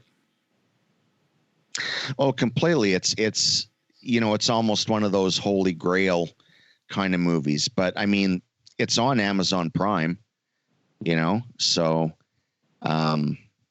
oh, right. So I'm thinking of like the Blu-ray release that is unable to happen right now. I think at one point Scream. I think they were going to do it. Yeah, they were going to do it. Yeah, and they had to yank it. Yeah. So, you know what? We can't see it quite in physical media yet the way we'd like to. So, yeah, the drive-in and this one as the sun's coming up. Good stuff. Nice. I like that. So it's fun too that you go back to the water for the last clone movie. Oh yeah, I had to pick like the ultimate Jaws ripoff, and this one is just awesome. Nice. Yeah, this is a great lineup, like through and through. Like I would sit through this whole marathon. So now I want to see all these on the big screen. Yeah, and you can nap. Remember, for movies 3 and half of 4. Yeah, you got to win the lotto now so that you can set up this drive-in. I know. Well, you can do it on the side of your house. I was just going to say, or do it at your house. Yeah, we have to make it over. Well, let's go. Yeah, we do have to all get together at some point. It's been too long. Indeed. Agreed. Mm-hmm. Wagons west or east? You decide. Oh my God. Okay, Tamika, Vacation. All I ever wanted. You should be singing this line every time. That's why she named it that, so you'd have to sing it. Oh, I know she has. I just haven't done it. Vacation, all I ever wanted. Thank you. Vacation, had to get away. There you go. The There we go. Go-Go's. We You did gotta it. love it. It's a Yeah. duet. Yeah. Tamika will karaoke it. Yes. Done. Okay, so vacation all I ever wanted. We had the beach, the shallows, the ruins, 47 meters down. What's the last movie or marathon? Open water. Brr, brr, brr. I felt like I had to give it Okay. air horns because it's so sad, Then I tried to, I tried to get people excited. It's the 5th movie, you guys. Don't fall asleep. You micro napped. You can get through open water. I said that this is going to get increasingly worse as we go along. So here we are, open water. Now, I know a lot of movies do the based on a true story or loosely based on a true story. But from the research that I did, there are a few scuba divers that this actually did happen to, where they were scuba diving and their boat left them by accident. And they were left to fend for themselves in open water, meaning like a big body of water that's not, there's no land nearby or anything like that. So the ocean would be open water. And I also noticed that a lot of these movies, the characters go on vacation somewhere in Australia. I did not pick that. I just noticed that theme just now. Actually, it's 3 movies now. I apologize, Australia, for that. But no, this movie is just so. It's shot in a way that feels so real, like you're watching this happening to act like 2 people, like real people. And I guess maybe that has something to do with the fact that the film was written by to a couple that are professional scuba divers, and so they bring so much of what they know to the film, and it just feels so. It just lends itself, the realness of what you're watching. It just, I think you absolutely feel like you are also in open water with this couple, and you definitely feel everything that they feel. And this movie is just so terrifying to me for that reason. It feels like something that could happen to you. And although I'm not scuba diving, not swimming with sharks, not doing any of it. But that's my last pick. It's a little sad, but it's okay. We had a good run. My vacation all I ever wanted. Movie marathon. I don't want any of your vacations. They are horrifying. I want a staycation after the ending of Open Water. Like, serious, who's your travel agent? Like, you're having some bad luck. Yeah, but this is a great another great marathon, and this is an unexpected marathon. Like, this is one of those where you don't tell anyone what movies. It'd be like, oh, I'm gonna program the marathon. Like, you just sit down and you'll enjoy it.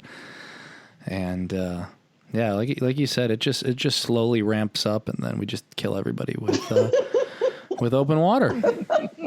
Yeah, and we get a lot of good shark movies with both of these marathons between Scott's and Tamika's. And Open Water, like I said, 47 meters down scared me, but this movie is truly horrifying. And it's one of those, like, what if I were in their position? What would that be like? And it has happened. So you don't even have to really imagine the what if, like, what would happen. It's just so horrifying. Like, that's a great fear, to just be stranded at sea like that, and then nobody finding you, and then things happening underneath the surface. It would be, I'd love to see how people are leaving the drive-in after watching that movie. A sobering experience. Out, but at least you got to see the Great Barrier Reef. True. Yeah. Yeah. There's always that. Silver linings. You always have the barrier reef. Yeah. Guess I'll go to work now. Oh gosh. It's almost 8 a.m. Gotta go punch in. Yeah, what a downer. How was the drive-in? It was fine, I guess.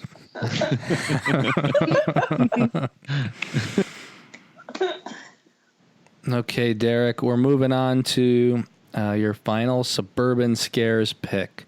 We had Under Wraps, Disturbia, The Burbs, and Paranormal Activity. But I hate to tell you, Derek, that Paranormal Activity knocked out 90% of the people at your drive-in. People are sleeping. Some people fell asleep on the grass. Some people fell asleep while walking to the bathroom. They didn't know what overcame them. There are people asleep in the car. There are people under cars. This is a situation. How are you going to get everybody back to awake? Well, I'm going to scare them out of their dreams with Freddy Krueger is what I'm going to do, and show A Nightmare on Elm Street. We're going to go to Springwood, Ohio. I mean, it seems suburban enough. So that is going to be my fifth film. And I think I'm not really sure what it would be a suburb out of, but I know it's got that kind of cookie cutter suburban backdrop, the kind of high school, everything seems good on the surface experience. And then of course, the story with Freddy Krueger, he's slashing his way through the town. And I think it's one of those movies that really utilizes that kind of seemingly idyllic Mayberry setting and just totally slashes it inside out. And the locations of the houses really play an important role in the film. So I think it really fits in well with that element of it.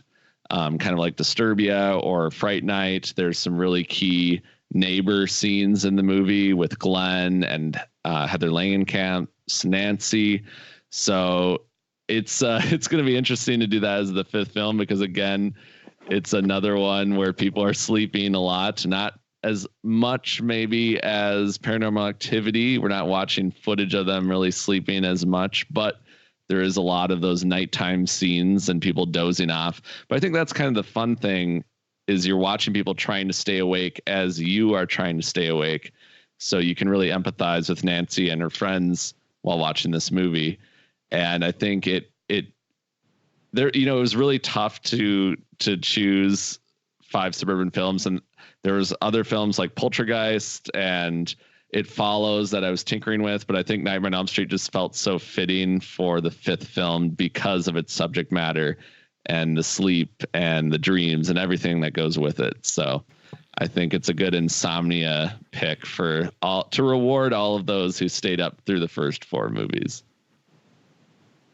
Jokes aside, I do think that this is a really good pick and a really good lineup. Like you go, like you mentioned, you kind of put people in a daze with Paranormal Activity. They're already kind of sleepy in general because they're at somewhere we'll say between 3 and 4 o'clock by the time you start this. And I think it's a perfect movie to end on and a good way to reward everyone, as you said. But then they'll be afraid to go home and go to sleep. That's the perfect part about it. There is no rest. That's the real horror. Yeah. There is no escape. And then it's the people who stay up too late, and then you get those weird dreams because you've just stayed up too long. This is perfect. Oh. Yeah, I mean, Nightmare on Elm Street, that kind of turned me on to coffee. So maybe I can convert some people with this movie, showing it at the last screening of this marathon. So I think it would be fun. It'd be a fun one to watch before breakfast. There you go. Okay, so we have my list, and then we're done here. I have my From Dusk Till Dawn vampire list. We've watched Dracula A.D. 1972, kept people up with Fright Night, showed them Count Yorga Vampire and Blackula, and I'm going to close things out with From Dusk Till Dawn. It's interesting because I was going to keep my movies pre-1990, but then as I was thinking about programming this marathon, I thought, like, kind of like what you're doing, Derek, with A Nightmare on Elm Street. Like, you know, I like the badge of honor way of like showing like a very difficult movie to stay awake through, but I also like rewarding people for sitting through everything. And I think it's cool to kind of program the timing of this so that as the movie ends, the sun comes up. Anyone who's been listening to Corpse Club regularly knows that this is one of my favorite movies of all time. It's one of my favorite vampire movies of all time. It's just, this is a hard one to beat because as a crime movie, it's great. As a vampire movie, it's great. The acting is great. The writing is snappy. The pace is snappy as soon as they get into the bar, and everybody realizes that this is a full-on vampire assault, and there's just, it's hard not to love this movie. Like I said, there's a lot of love put into this from people that really care about genre. This isn't just coming from Robert Rodriguez and Quentin Tarantino. For those that know the story, I mean, this started out with Robert Kurtzman, who had this idea. Originally, he was considering, and trying to pitch this in the early 90s, and maybe even before that, he had the concept as something that he might direct. And, he had met Quentin Tarantino, essentially paid him to write the script for this, allowing Tarantino to quit his job. They were able to, that work with Kurtzman and with the rest of K&B obviously continues to today with Once Upon a Time in Hollywood. And so they forged that friendship and that business relationship, and the rest is history. But this is just a great movie, like I said, from a lot of people that love horror. And yeah, I thought it would be a perfect way to end the marathon. That is awesome. And it's upbeat too. It's not an existential crisis out on a shark-infested waters that someone else is sending us home into. It's like you said, it's fun and it's snappy, and that's a great way to go home. Yeah, and the sunrise plays a part in the story. So, and it's this one like crazy night that they're going through. So I think it actually encapsulates the whole driving experience pretty well as far as replicating what's really going on. And yeah, that's just a really fun note to end on. And I would love to see that at a drive-in. I think that would be a real hoot to see on a big screen, like if that were to come back in theaters. And I think it did for its 30th or 20th anniversary. I didn't see it then, but I think it'd be really fun to see it in a theater or drive-in. And it's another one of those movies too, where, I mean, it's been around for over 20 years, and there's probably a lot of younger horror fans, even fans of Tarantino, that haven't seen that movie, or fans of George Clooney that haven't seen that movie. And there's so much great effects work, and it's one of those movies where I always want to revisit it like every couple of years if I haven't. And it's been a while since I've seen it, so I'm overdue for that. But that would be a fun note to end on for sure. Yeah, it's one of those movies that too, even like there's a lot of talk about Tarantino's filmography, and some people get into the scripts that he writes and the roles that he acted in, but a lot of people skip that. And and he is a very active collaborator. So to me, if you're talking about his filmography, like this is part of it. And yeah, like I said, I haven't seen this one on the big screen. I missed this the first go around. Yeah, I mean I've seen this on my screen, but I haven't seen this in the theater. So yeah, wow. I guess in some ways the marathon I programmed is the marathon I'd want to see. Were you too young at the time, or was it just a matter of you just didn't get around to it? Like, I think I was too young at the time, but it also might have been like an advertising thing. Like, I probably still could have gone, but it was more of like I probably didn't know of its existence until it hit VHS. Oh, I think that's probably more of what it was. Because that was a big blockbuster movie too, wasn't it? Like it was a big VHS release when it first came out on home video. Yeah, for sure. The 90s. But we made it. We finished our drive-in marathon. We all survived. And for our Corpse Club listeners, now you have, all these marathon lists and these hopefully movie suggestions. Hopefully some of them you haven't seen.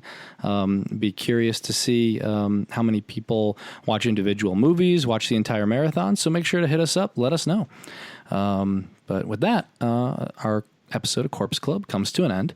We want to thank Brian, our amazing engineer, for helping us out each and every episode. And we want to thank our listeners, including those of you who have signed up for a Corpse Club membership.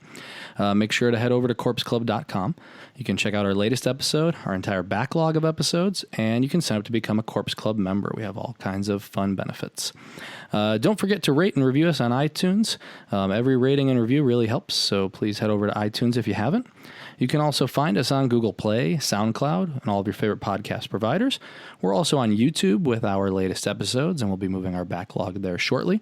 If you want to get in touch, you can reach out anytime at contact@corpseclub.com. We're on Twitter at Daily Dead News, at Corpse Club, and we're on Instagram and Facebook under Corpse Club. Thanks again for listening, and until next time, stay scary.